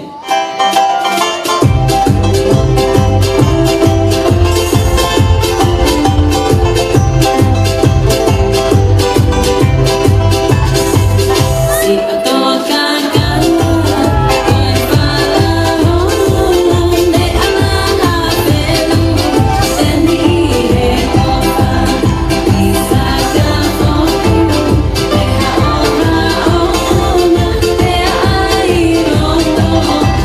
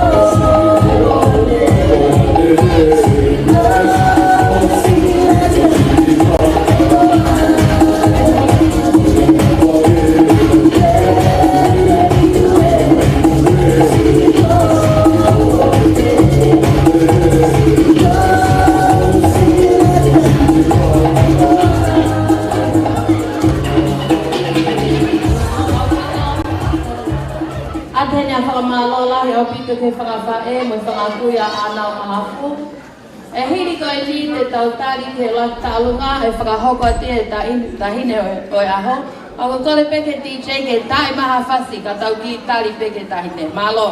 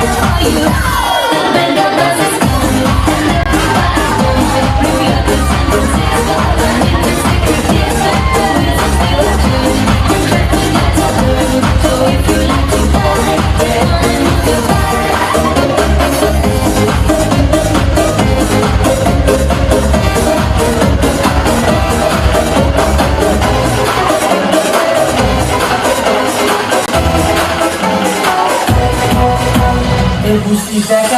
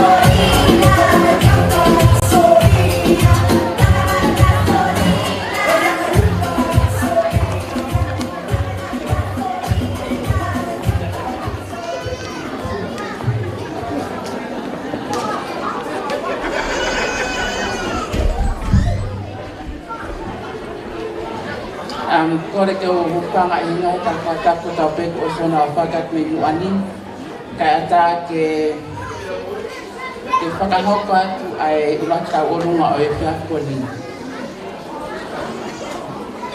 Aia e whakahoko reia e tahine o kuta o patata mai ai.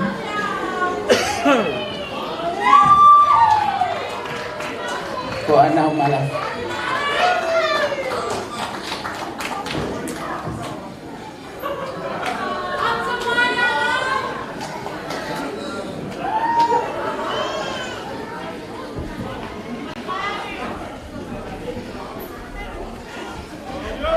Kora teni koe teki kai pehe ke tuanga ta orunga o Anau o kupuakia ma hono me tanga alo papore tanyo mo kuta ke ne lava mai ile fiafini ma kore heni ki he pafofonga o alopa ko sa alome hangana i kataki mai o huian ai te o Anau.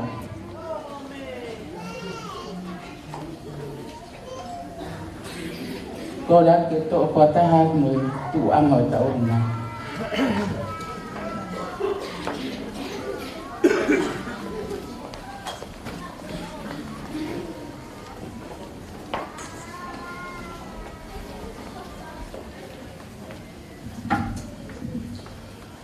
Kora penke matanga ko e taurunga o Anau e tātu oua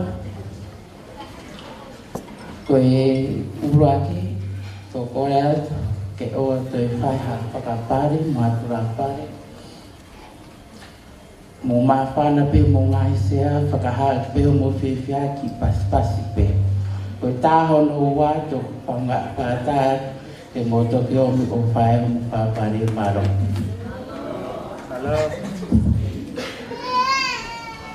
Teu whakatapo i oilani ko e pulea o niu e univeresi ulo atu moe la ahe taloni kau talano he au whakakoloani kau talano he au whakakoloani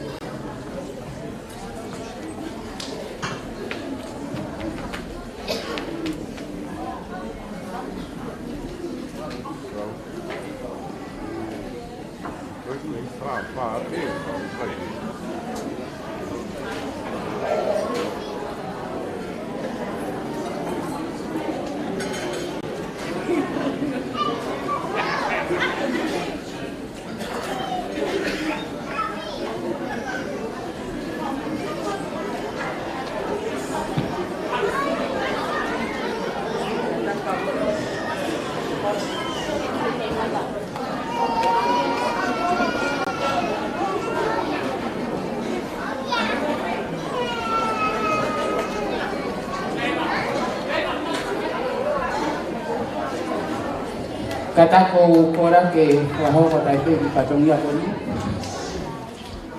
Ko tek o Anau ko ko la tuen ki me tanga no wa o Anau ta ni ko Tefni Tupou wata ke kata ki mai o hui ai tek o Anau.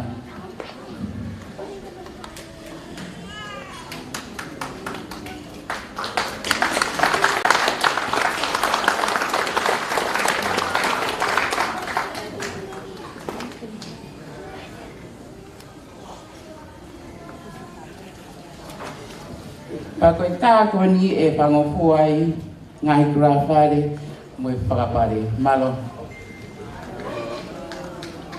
Te o whakatapu ke tu I oe langi, ko e ure ao ni me uni me si uro atu moe la ahe taloni. Kau tala no he au whakakoloani. Kau tala no he au whakakoloani. Ke uwhie where ako no koloa.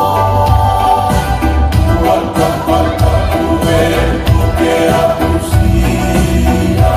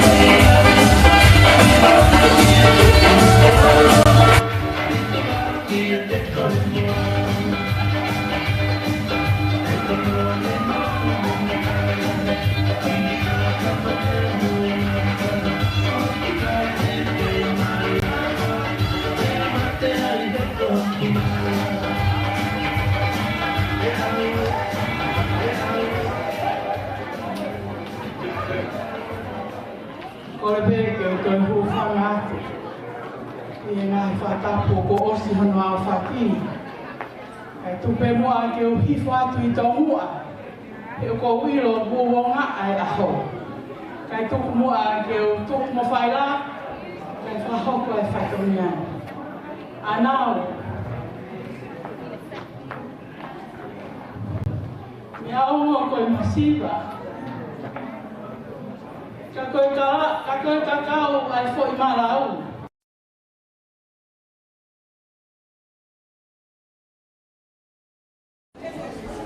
Koe mawhana oi ahoni. Koe whanau ia tangaloa. Te mihi funga whonua. Te amoe ta aki mo iaka. Ka taki kau whiwhini o whatoto mai. Nā wale pe ko toi hou e taulanga. Pea whokia nā whanua kai ki tau humai.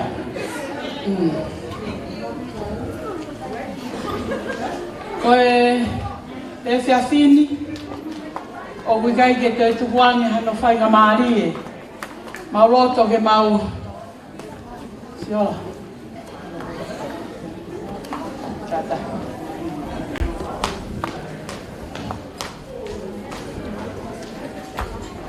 He neongo e mau. Whanonga mai mei toke lau. Whakalaka mai wawau. Haui niwa top tap. Pehe mai haapai, toi ki whakatoa ngai hake whunga whonua, ka ko mau hao mai. Te a koe a koe whiawhini. Tuki ta whaki. Waka mua tau mea.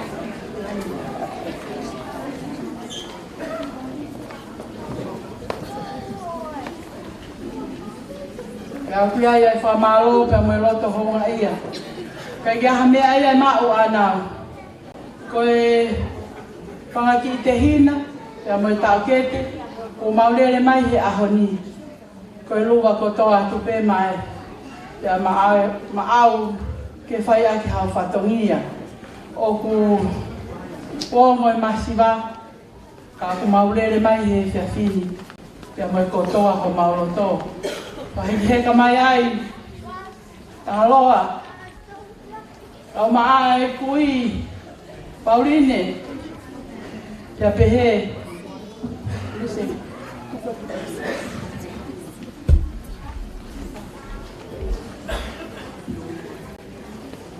Kai kia hame ai ana. Ki foi lolo ko e. Whai a peha o whai te riha he ahoni.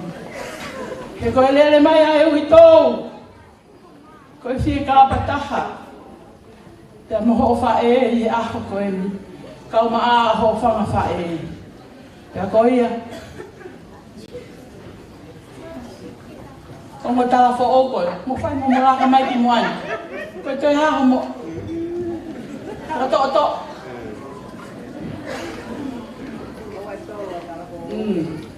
Laka tala fo o. Ngau e hake pia mo e kolonga tata. Whai mo tuu ki mua ki he. Koe aho e ni ulawai e kai o Anau. Anau, ma o maari e kau tama koe ni.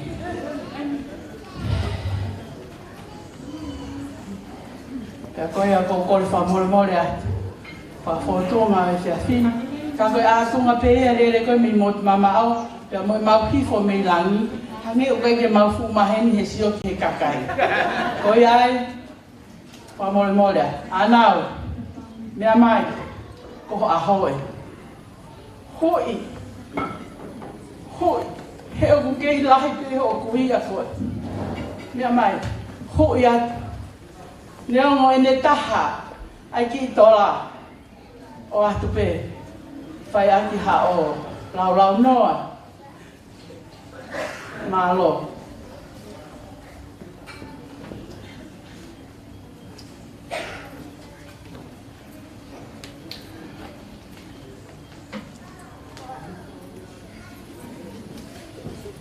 Malo apito.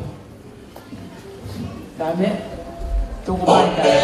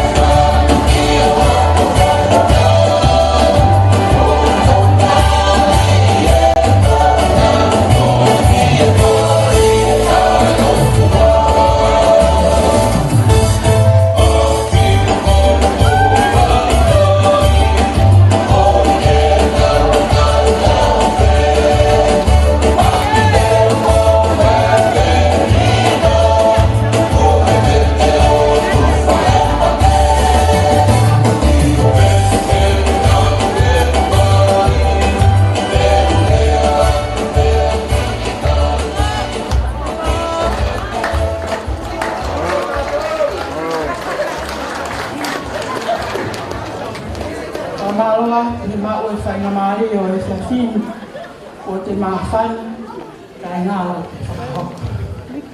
Ka ki hiwa e sa fin ko ta anga pena e whao. Pa mai o ngō kui na mau fō mai ai. Ia uhinga e ai kua hātu he se asu kani.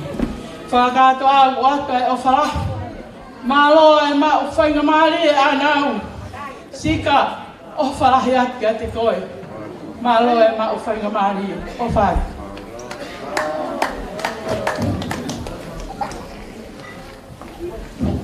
Tātati. Koe ki bea o e se asini. O wa pe ya mai fa ele ke fa ya na fa tonia malo a bit of a pes Malo opito dahine telesia ke tau hoko atu ni ke tau lunga hoko e whaka hoko atu ia I he family fa ea Solomone. Ko kore atu ka pau o ku amanake whaka hoko ho tau lunga ka taki o whaka hoko pe ho whasi ke DJ koe ngā ke mao ke ai tau ko kalama malo opito.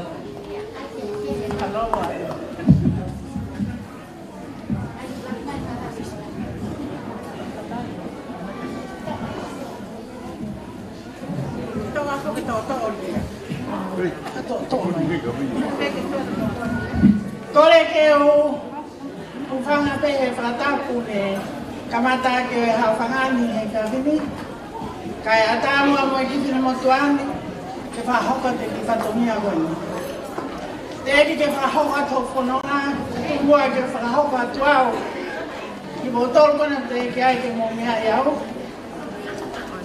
Ko e I whina motuani. Ko whae, ko sisi ia he whae. Pero kui a Anau, o kawinga kia ia Anau. Ko ke mau tolu, ko whakae pe a Solomone. Ai au kone si mama o atu. Maulele mai pe ke whae whatonia, e tahine pe I tanga ko alopa. Ka pehe ki a laisane, lātu, me he whakatonga. Te eki ke whakahoko ma whanonga. Ato e pōpua ki ofa me he whakatonga. Me na maalata. O toka e tamai ofa e. Kau nanga koe. Kau maa e nei kui. Mo e nei whangakui ua. E nā ofa mai o whawhonga Anau. Ka maa o whae. Pehe ki e tamai tauhi.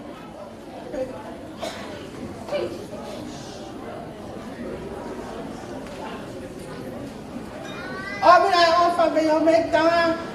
Alopa.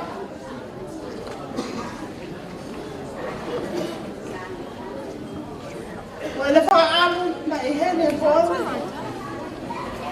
Ke ko mama o atu tamai. Ke whai o na whatonia ke te koe. Ka umau atu e wha malo lahi. Ke a sikini. Paos. Ai hoko atu ai taumi. Ke kau nanga koe. Mau kore wha mole pe ka pao tono no e mau whai whatonia. Ke kau nanga. Pa mole e anki mau tolu pes ka masikin. Tuku pe ke mau hupanga I lotu lelena. Ha o mo e ki.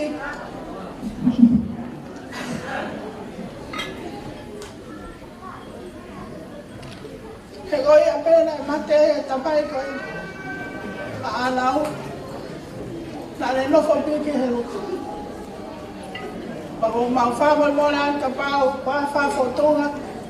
Mea tek maa tolu e whangawhae a Solomone ka mai. Whangawhae tangatu. Mau kore wha mole. Ka whahoko atu ho whanua. Ko tahin talunga, ko I taha bēni e mokapuna. Ko haki I tama mea Anau. Ko e teki. Ko mau kore atu. Taine Anau. Ko e ahoni ko hoa. Me amai kuya te teki. Ko ni pe ai kuku ko fa fola mai me ho me tanga me tonga. Me he ko fa ku ko ni ko fa tata la ke fa honga ya ki ai ofa ai ki o atu ya maa ke fa ku mi aka ofo ilore.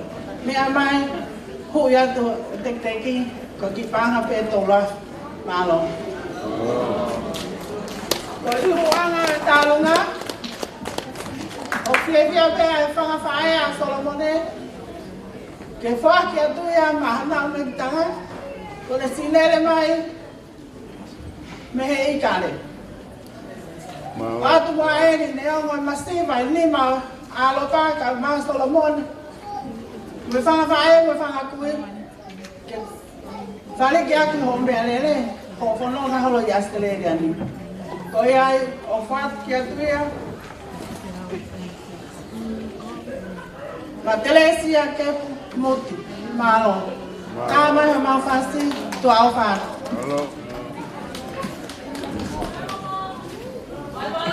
Maile oi funa.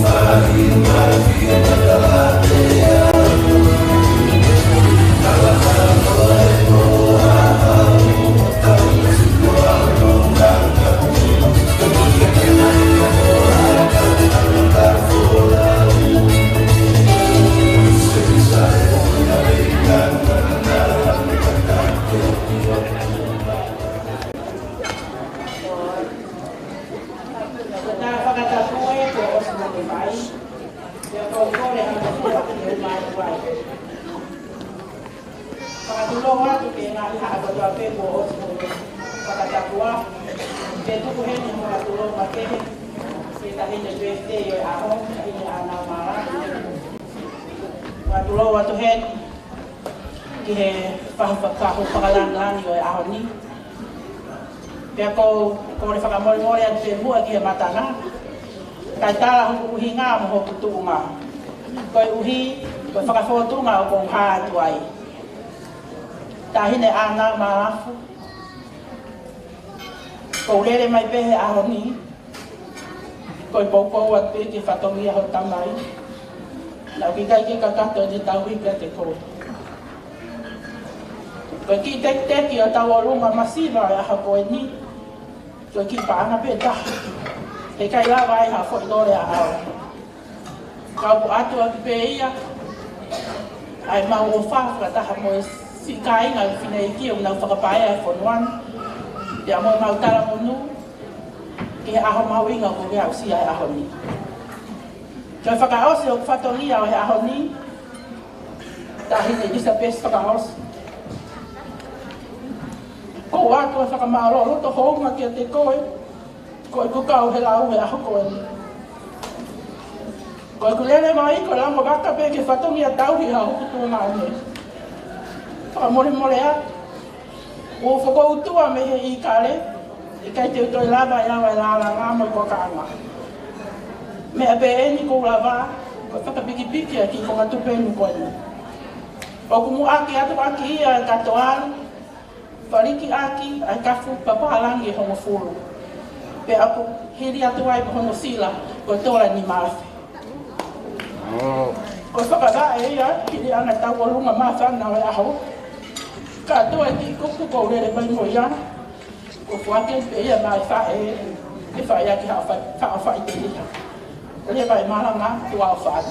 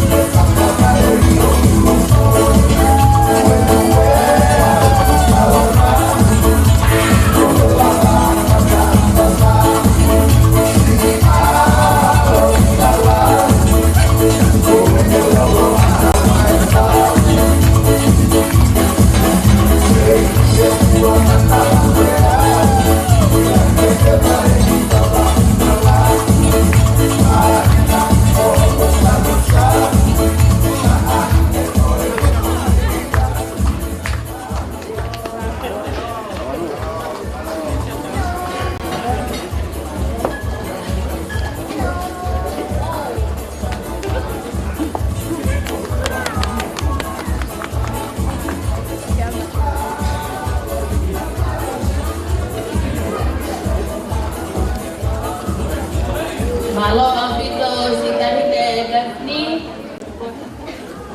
Tahokan ke taong ahoko ba whakahoka de tahape whakakui a Anau. Malo. Koe ki taong ano na ko. Kahako atu koe nakapuna pe mafana. Malafu kufaitoka.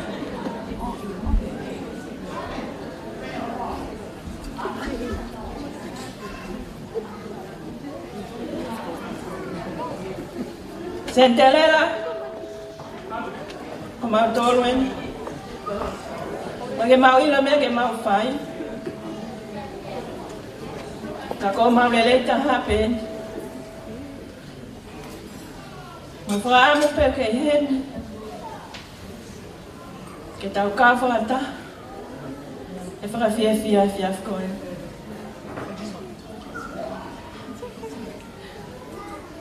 Ki teki e tahine ta alunga. Ko e kore peke tahine ua ana e aho. E ne toki hui ai ki teki o e tahine ta alunga. Malo.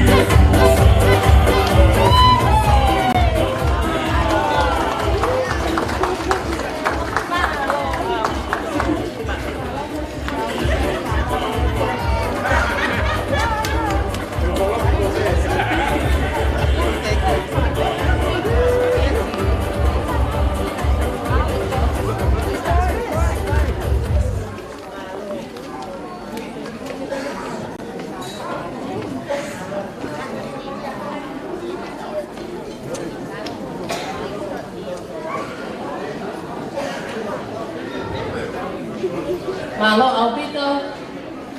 E tau hoko atu e ni ki he whaiwa hono ua e tahine o e aho. Mo paspasi mai a Anau Malafu.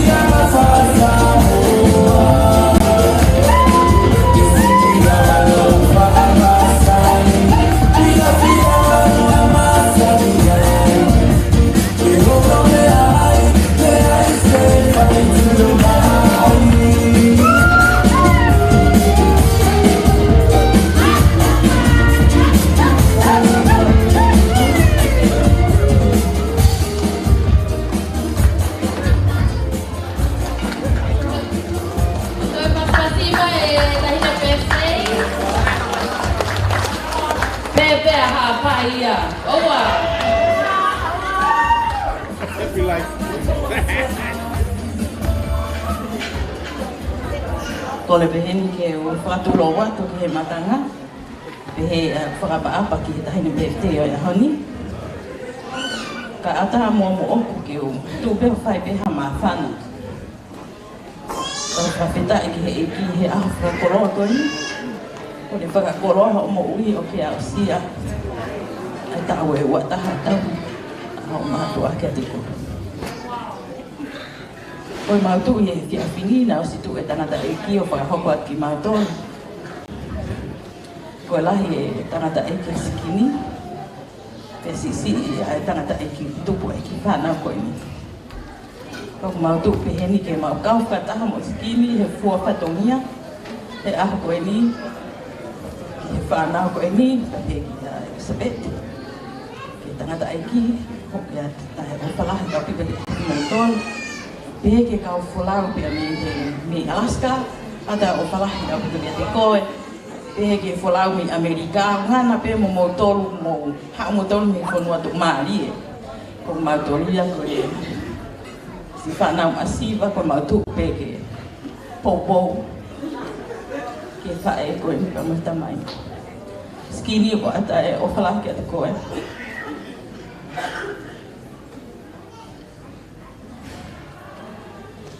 Ko ria ko fua ko tamia, mo tau he ki whanau ko ni. O ke ofa e hange pe koe. Kai ke he tau tue tangi, koe aho e nio e fia fia. Koe tangi me mo loi mata i he fia fia. Hoi ai e mau whakamalo, pau kai ki te paloloa ko hilo pe ku toko lahi ai. Whamiri ko kinao. Nau tuu mai ke nau kau whataha mo tahi pe te aho ni. Ko kore ni ke ofefine ko ni ke kataki mai ki mua. Ke mo ki pas ko ni ke mau. Vai ha para mi ite ke tai de BFT o ahoni. Pe ako kore ko to hen ke family skini. Mo kataki mai ki muani, ko tau fas ye ni eta. Ko tau tu pe ke popo mo langa nga we o fa. O fa la hiat ko mo nga fofonga family pe ke kau.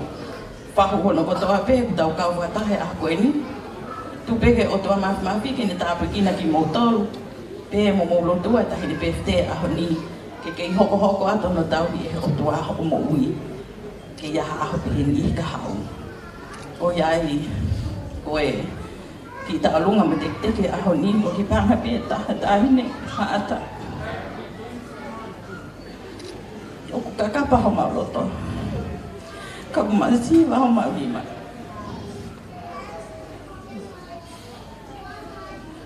Kako ofa ia o ko maalunga ma pe tai mo toa. Ko maulele me aho ni ko ma ofa. Ma ofa e mata bisa pesi ofa e.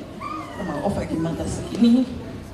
Pe ki kau fola ko ilo pe ko ho ako stu e me te awe ni si o mai. Ana was ta man ge ha ofa ia ma ta alunga. Kade tala mai pe ki wa ko ia ni o ko fa e ki ta bute o e tau te fai. Kafa ni tau hima, tau hea o tua o ke au sia awha kolo ako e ni. O te tango e fia ho whae, pe fia matanga. Ko e ki katoa nga wha fia e. Fia pe me lahi, o a ki he iki. O te motre ita mai, tu pe mua ke pilere ai pe heni. Inyo. Tau wha apa hen ke whai whekau, pe ke o e mai.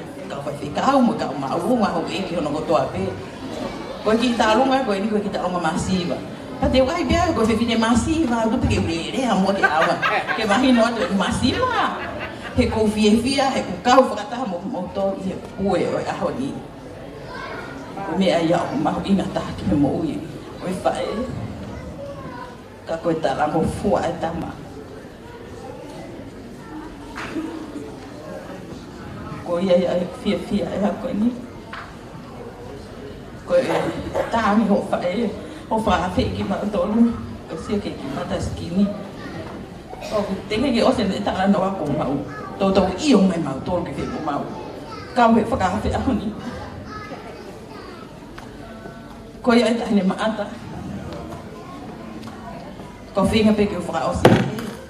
O te mo ita mai koe, te wene fu asa pake pong pong pa mo malanga.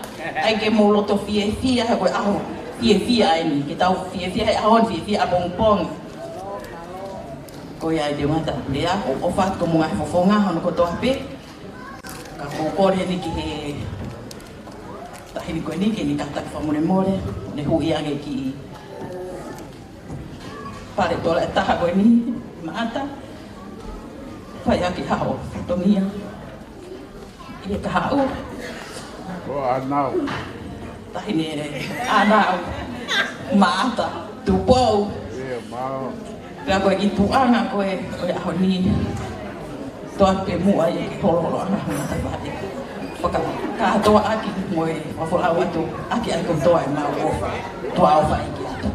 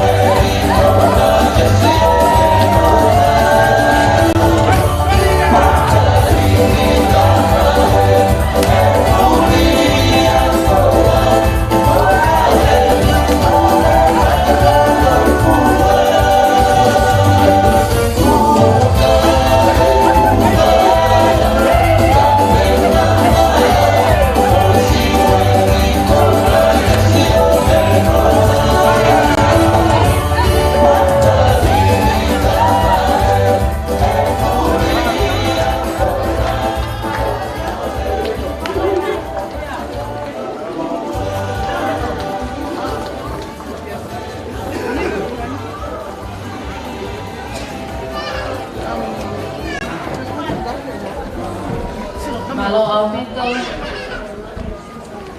Ko kua te whainga Maria ko ini, ki he tahine tāpo o, Sister Bernadette, ko taimie.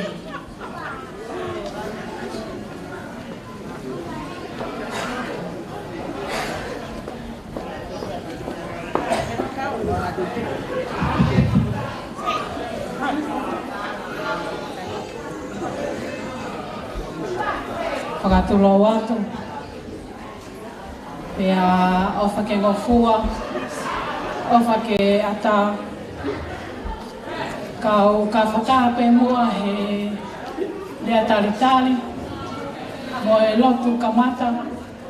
Na e kamata aki e tau katoa ngā whiawhia o e aho koe ni.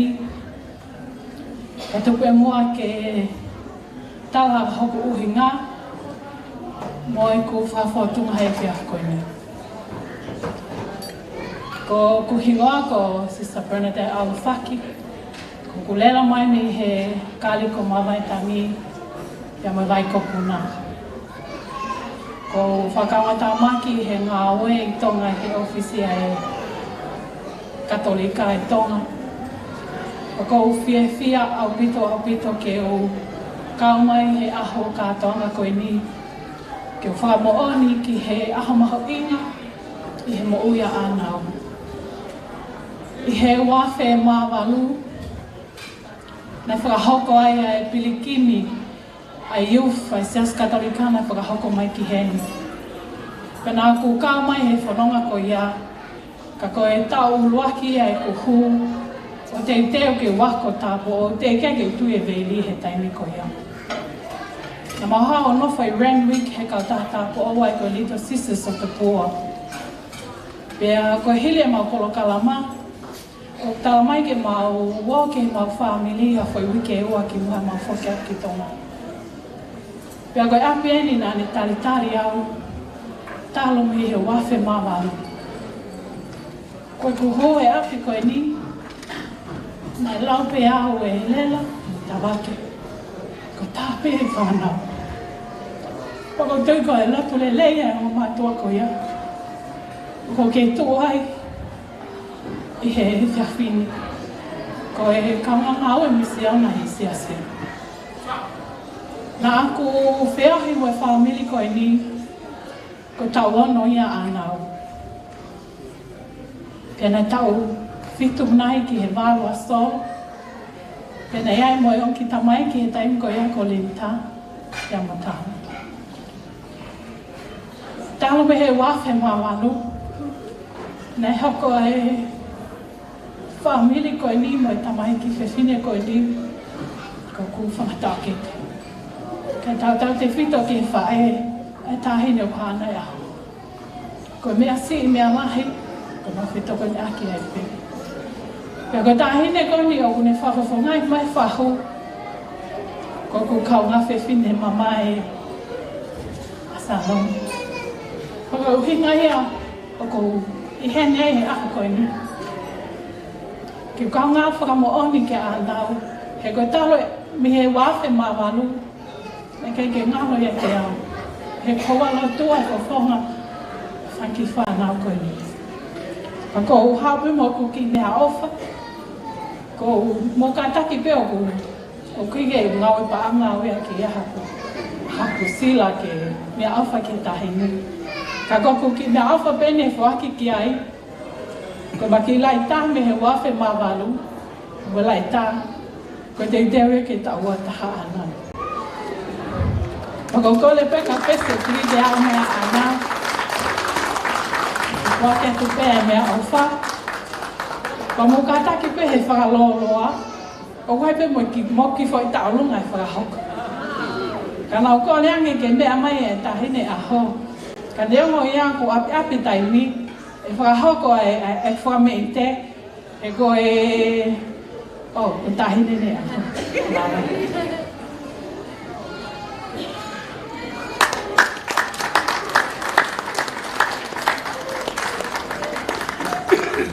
Mo ka taki pe ko e... Ko ku hawa aku me tonga, pe aku tui e waka ia, ke whoki au ki tonga, mo... I loi pe ku taimi pe waka e au ki tonga. Pea ko e amanake o lele ki toke lau, ko kole atu ki he tāmea. Ko e ni ko lava e whatamia. Kai tā e mai e wisa ne o lele me toke lau. E whakaheke heka ake ko lau. Lau.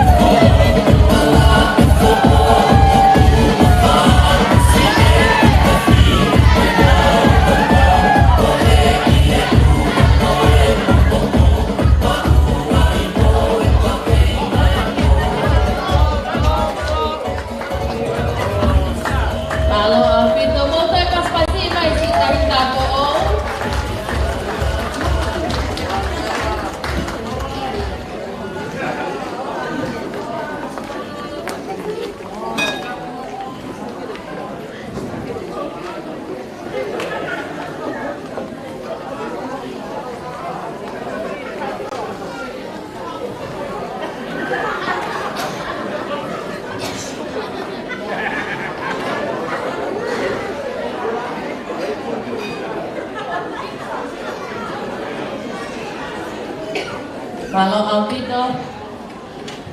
Koe tau ai te mi hoko. Koe whanga mo puna ni o Tupou Tawakesina mo Sintalela Langi. Pea ku amanake whakahoko e nau whaiba. Pea nau kakao mai me haamoa. Salapalava. Mo paspasi mai. Ai whanga mo puna. Malo.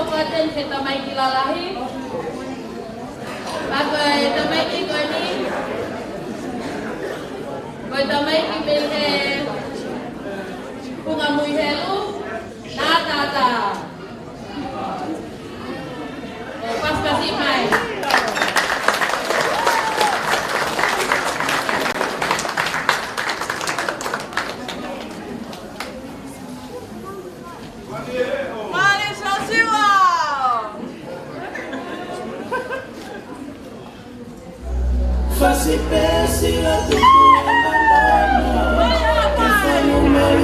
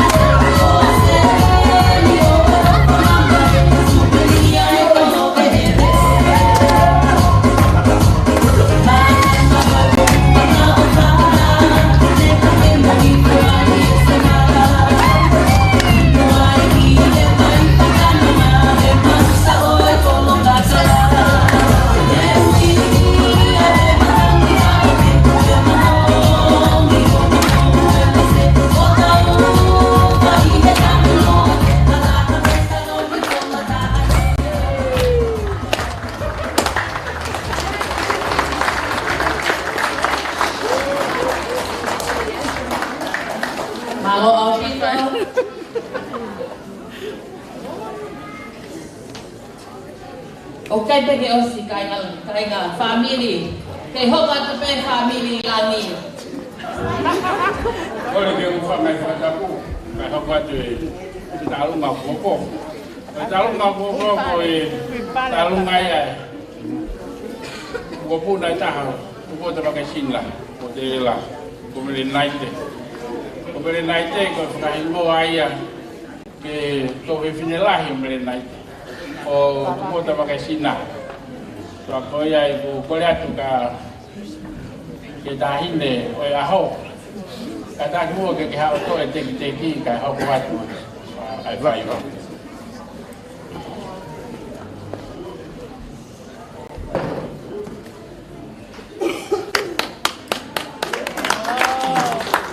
Oia ko matanga ia no kai mo ki ka fola o family na o mai me du silama.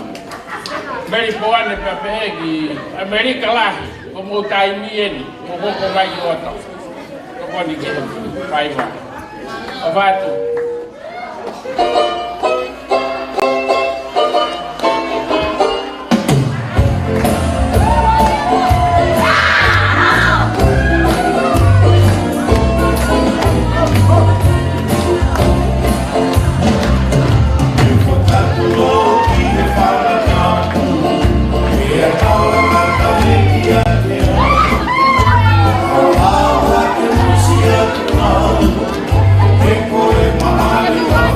Malafu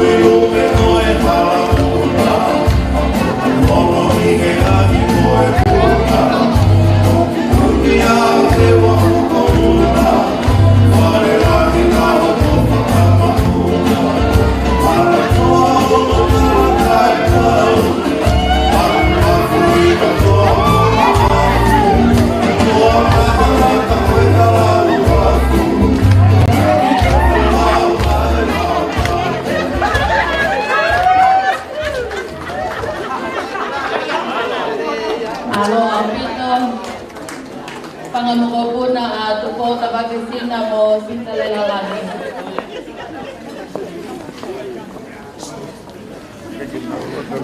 Te tau hoka tueni ki he whaima ai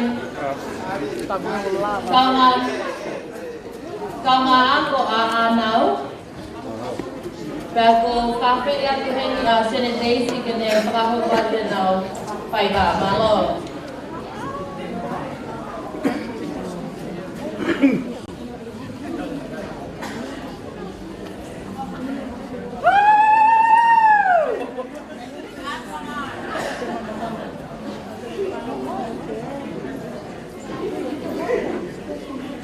Ko e peke o whanga ngai tala whakatapu ko osio nā whaki mai me Moani. A tā mohoka e whainga maalia koe ni ke whakahoko atu e mau te o tanai he kōkoe. Ka ki mua ia o whia e loto, ke tō mua tuku ha whakawhetai ma whakamālo. Ki he tui o lan, i e ne tau la mahao, tau hi mai tau mui tau au sia e au whakoroa koe. Sio pe wakai ke hala whamongana e whonu i e whili, whonu i e whaingatā, ka nio mea tau whakawhetai tau kau he lau, e tau lau he kau. Ko ki mautolo ku i heni he kōni, ko e kau ngā ako ki mautolo a Anau, me he University of Western Sydney, ka mau whiawhia pe ke mau whahoko ha ki whame i te rua, ko i hako e mau kau ngā whiawhia o e tāhini o ka ane a hoko Anau, i kai ha mea lahi e mau, ke o silo pe ana i tau whioi, o ku mamau taimi nahi mea i o mamani, pa anga me koloa me mea pehe. Ko koe mau mea mau au ni, ko e ki sila pe. Ki sila si pe, nā aunga ki a te koe moho whamiri. Ka i ene pehe o ku mau hiki pe ai kolonia, mo whakarangangi ai tama ko sisu kalaisi. Ia koia te mau whaia ka e ki whamiri te rua te pōni. Koia pe mālo.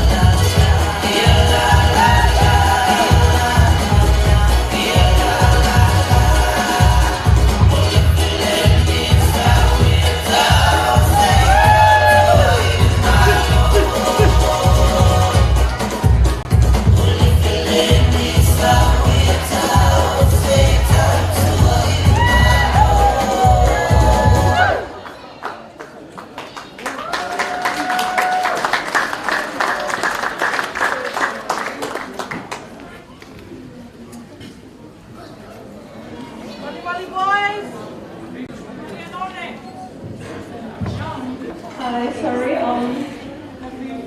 Hi everyone. So my name is Tyra, and I'm one of Anau's uni friends. So I met Anau also through uni, as well as my sisters here and my brothers. Throughout meeting Anau, she has been nothing short of a blessing to all of us, and I just want to acknowledge what a beautiful soul she is to all of us, and I hope you guys enjoy the small performance that we've made for her, and we can't wait to watch you flourish into such a beautiful young woman. Thank you for having us, and malo ako ito.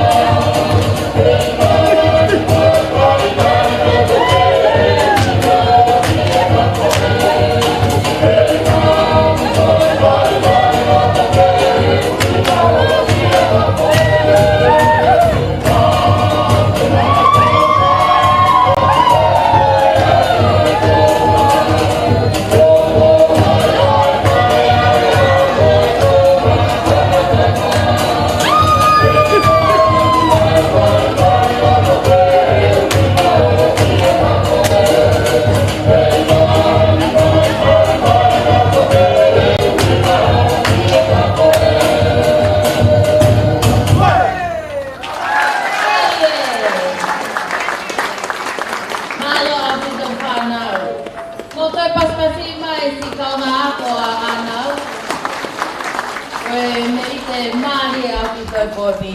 Te ta hoko atu e niki he ta olunga ai whamiri liu tai.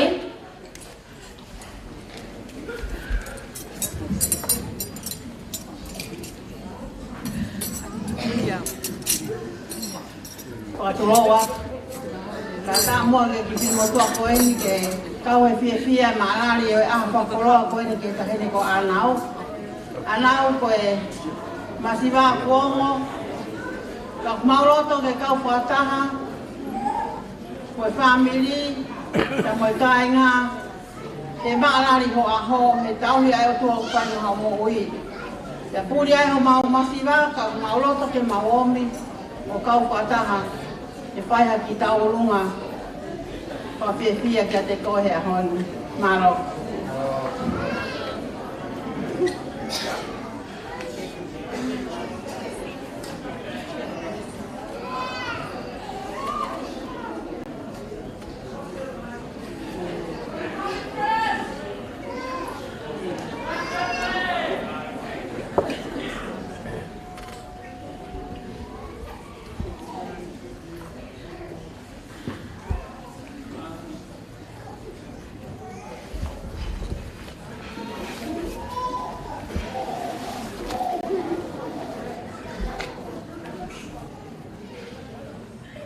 Malo. Waira ko whambe ke au kia Anau ke toi Anau ho. Ko ki te ki o toi la ho ki pangapeta. Malo.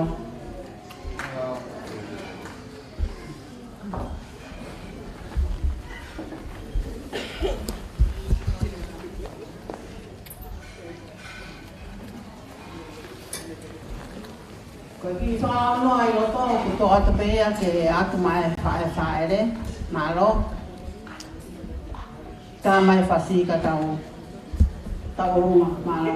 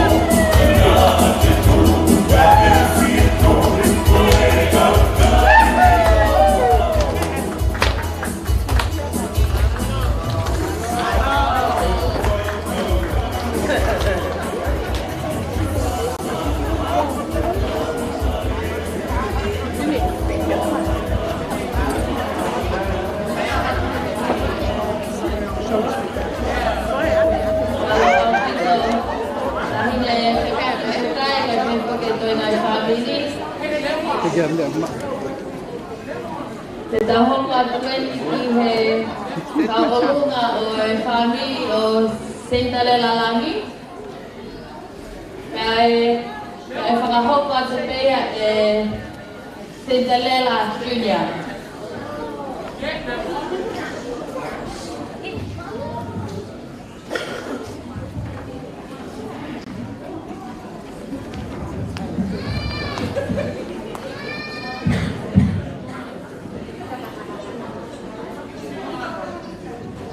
Kole ke sama kalau whakatapo kua whakawapati. Whakatama ke me motoa tuani ko whakahoko atu ai kala maunu. E tā hine birthday o e aho.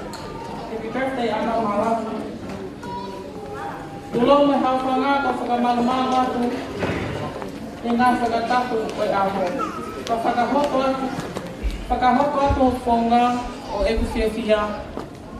Hange ko lea MC, koe namesake iau aho kui Anau Malafu. Cinderella, e ko Cinderella City. Nea ngā komo tuanga wae au, ka ko ine pelepe au. Nai kai ke loto ia ke mo pui mai, i he eku manatu meni e, ki kau kume ki tanga, ko Cinderella Langi.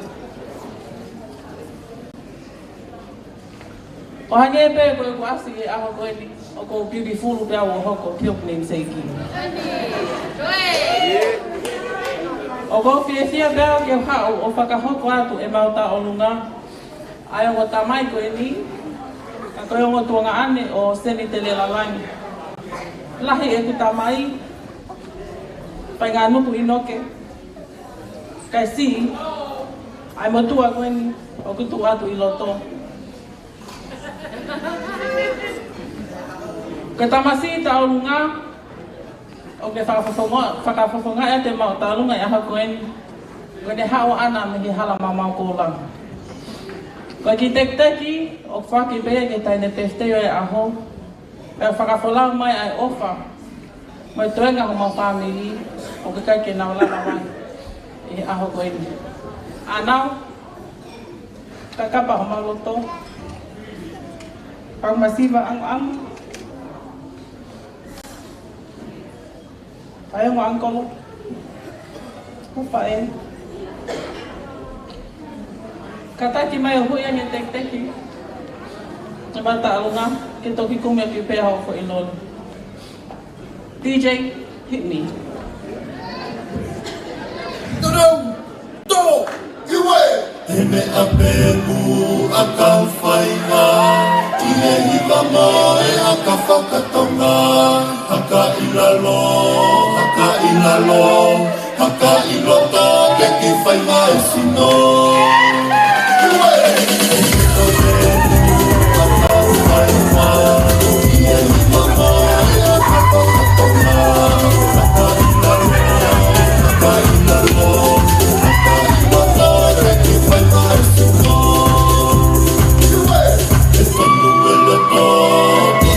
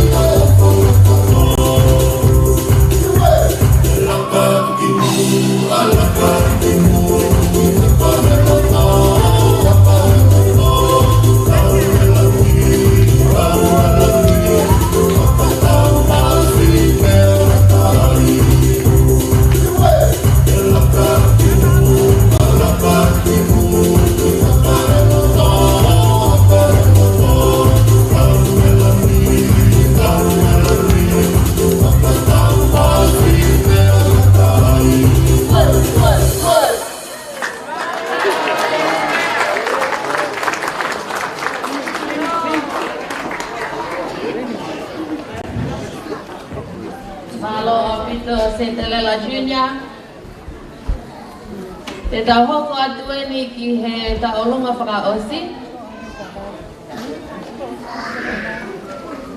Pea koe taulunga koe ni, koe taulunga ia a Williami Stoko Lino Langi.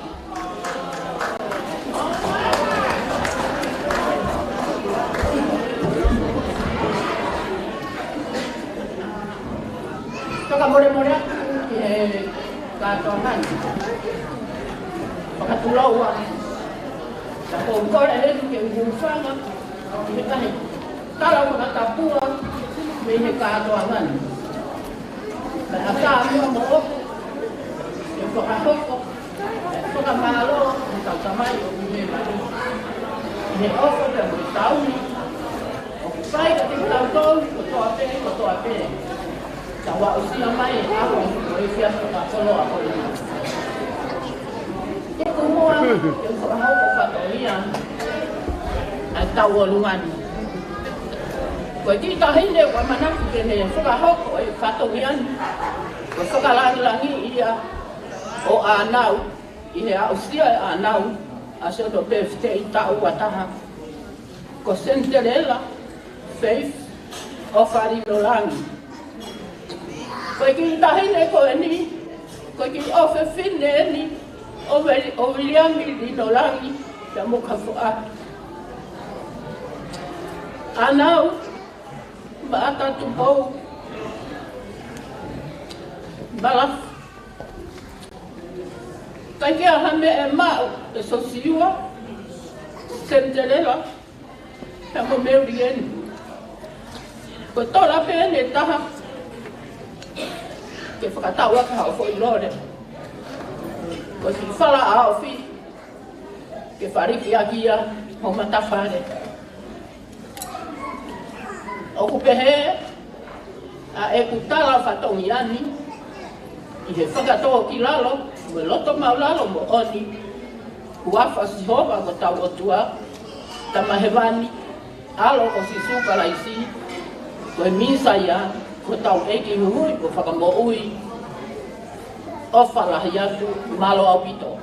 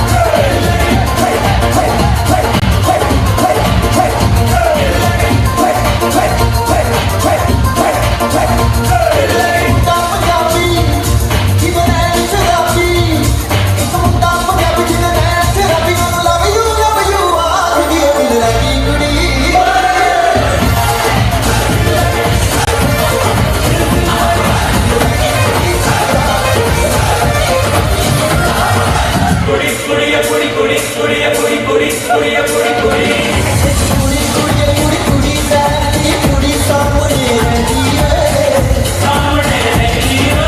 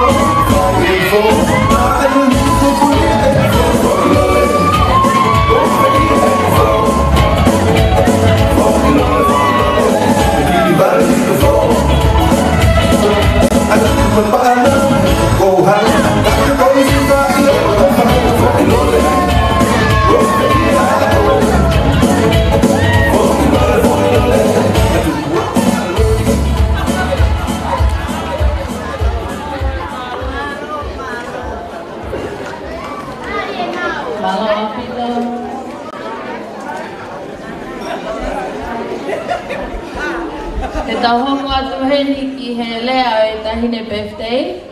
Ko whawhi atu eni a Anau Malafu ke whahoko ne lea malo. Ka ki boa ke whahoko ho lea Anau, ka taki.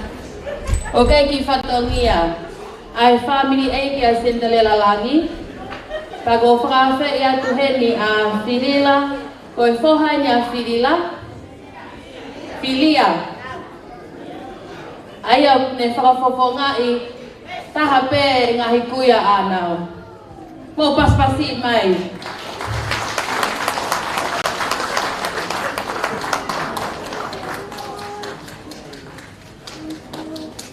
Malo.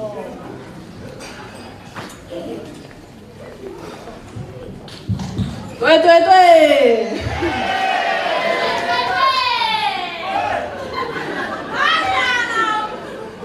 Whakatapu ki he toltaha e o tua, aku I he taulo o tuna.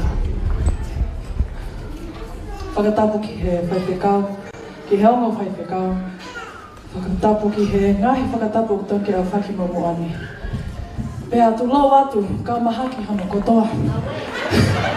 Nei ewa haapai, niwa tok tapu, mai hafua. Hangeo kumo. She's like fighting over the villagers. We are all one today. We are all from Ha'apai. No, what brings us together is not me, it's love, and love is God. They say it takes a village to raise a child, but it took a nation to raise me. I'm not self-made, I'm nation-woven. Each and every person here was handpicked. This is as small as you could get. So good luck to my future husband. It doesn't get any smaller than this. But each of you have played such a significant role in weaving the woman who I am today. And I just want to thank you. Ko tupe whakamalo ke family hana kotoa. Me tapa o maamane mo me amahe ahoni. Thank you for those that traveled near, far and further. My grandpa's like looking at me, he's giving me dirties because I'm not speaking a Tongan. Thank you, Grandpa. I'm just doing this for the non-Tongan speakers because it was a very Tongan event. So I hope that you guys just understand this part of the celebration. I just want to say thank you to each and every one of you for paving the way for me, for celebrating the night with me. I'm just so grateful. Thank you for staying to the end. Thank you for putting up with my outfit changes and my extra mom. I think she wanted to join me say Lala, but she couldn't, so. Kidding.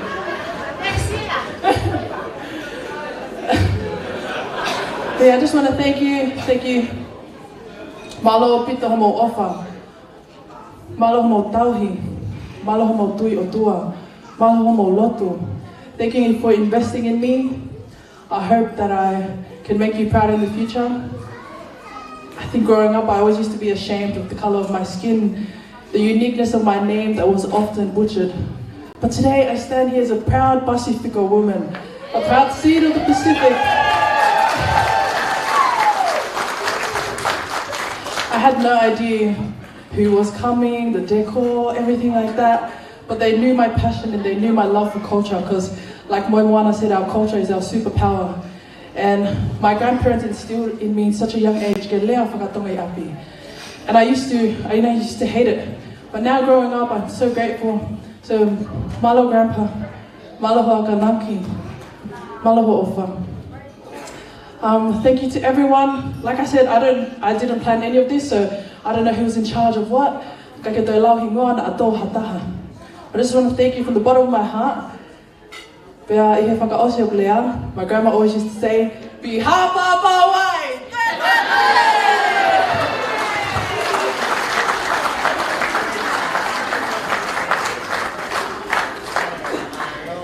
Malo apito, te tau hoko atu heni ki he lea whakaose whiawhini. Pea ko whawhi e ni e tamaya Anau, skini whakaosi.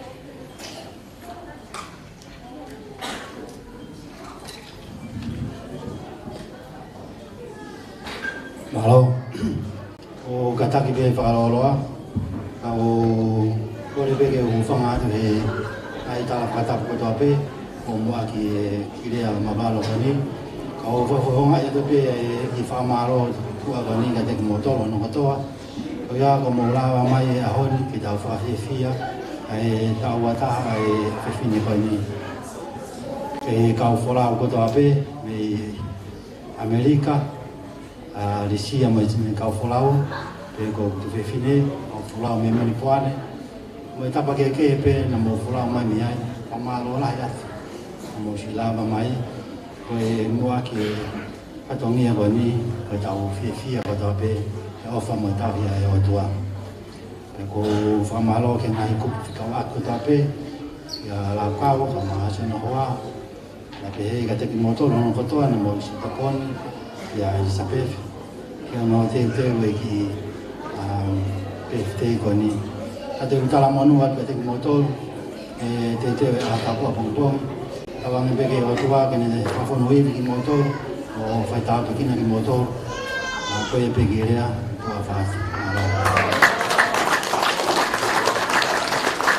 Ini, kau boleh ni ki fai fikau, moses tahu fa, ki kata ki, fra mole o fra hoko, ayo wau tuku kata ngani malong.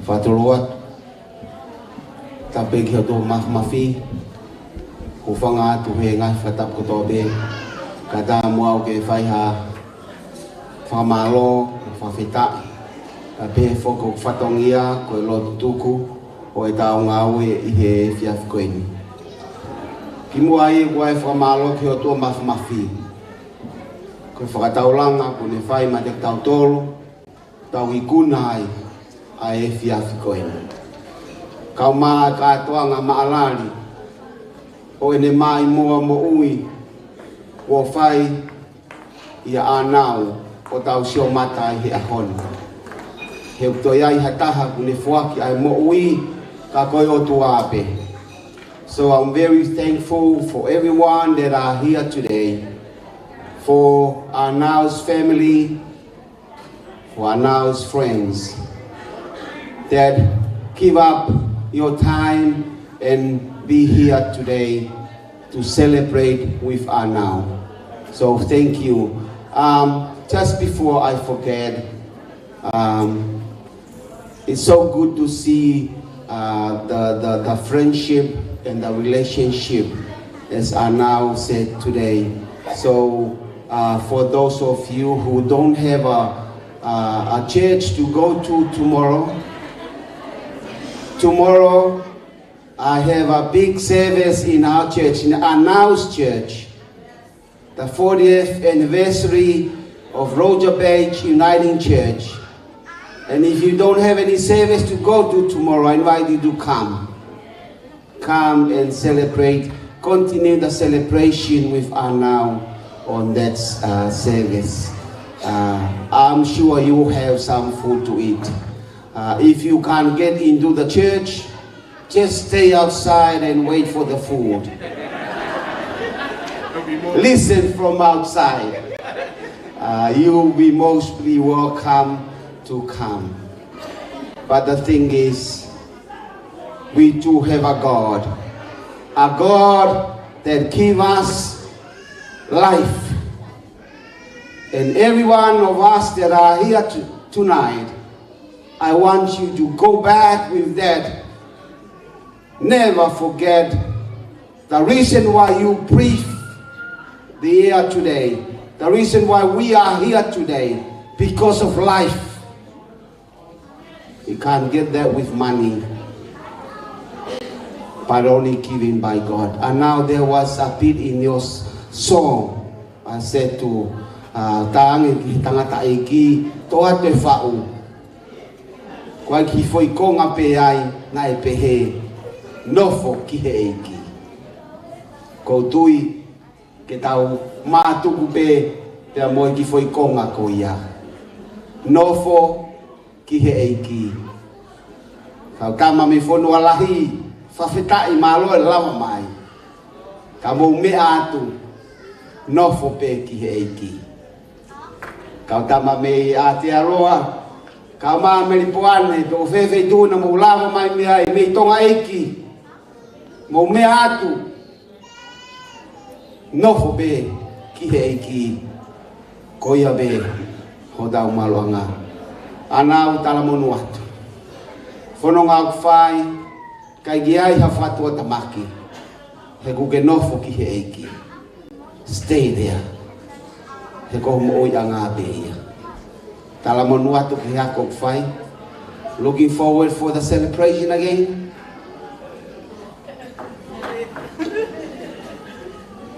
Looking forward for the celebration at hako fai. Ngawe. Ko ngawe ko pa ngaia ko hau bebe amore. Ka ko ngawe ke mo uia kakai. Ko me ai tolonga ia pe liuliunga. Fra fe ko i ai. Ngawe i ai kakai ke na mo ui. Tala monuat toang ki tau te mau ngahi aho beheni ka hauna. Te tau fononga fai. Sika fra malo at. Malo ngawe malo ofa. O tau sio ke dai ne ta bo ui heni. Fa feta i he iki.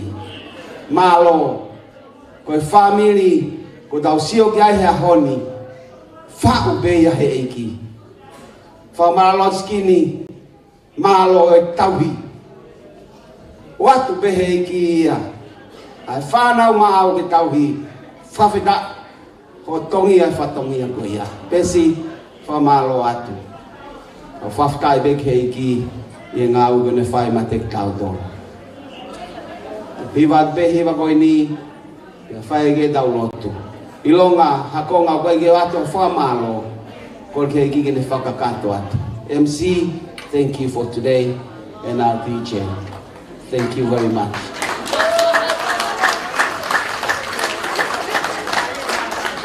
Malo sisu. I invite you to stand up. Please stand. Malo sisu. Malo sisu. Malo sisu. Thank you, Jesus.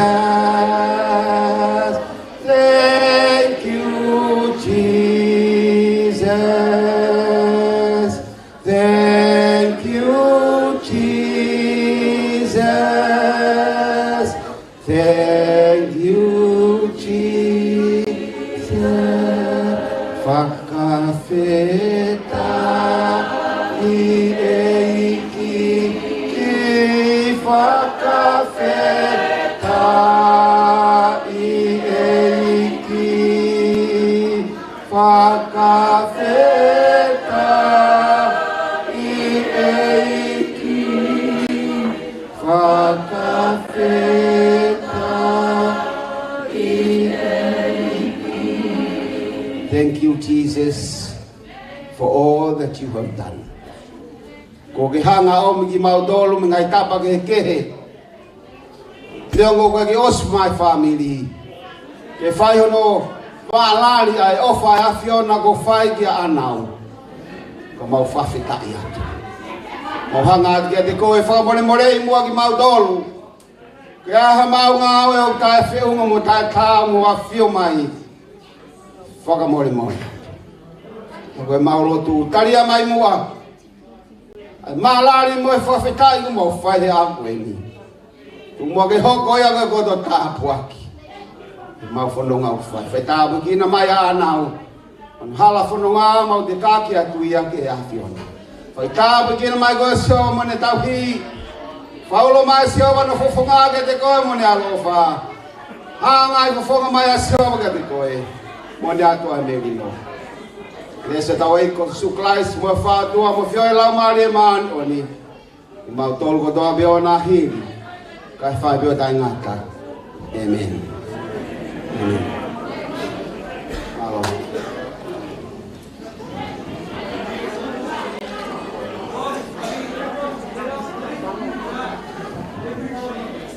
Malo au pito. Koe osia tau polo kalama ke whiawhini. Family moe. Ka ngā mea Anau ko kore atu pe. Koe ngā koe taime whale. Koe ngā koe waweta hape ke tau ata meheni. Whamore more. Koe taime whale ke tau ata meheni. Malo au pito.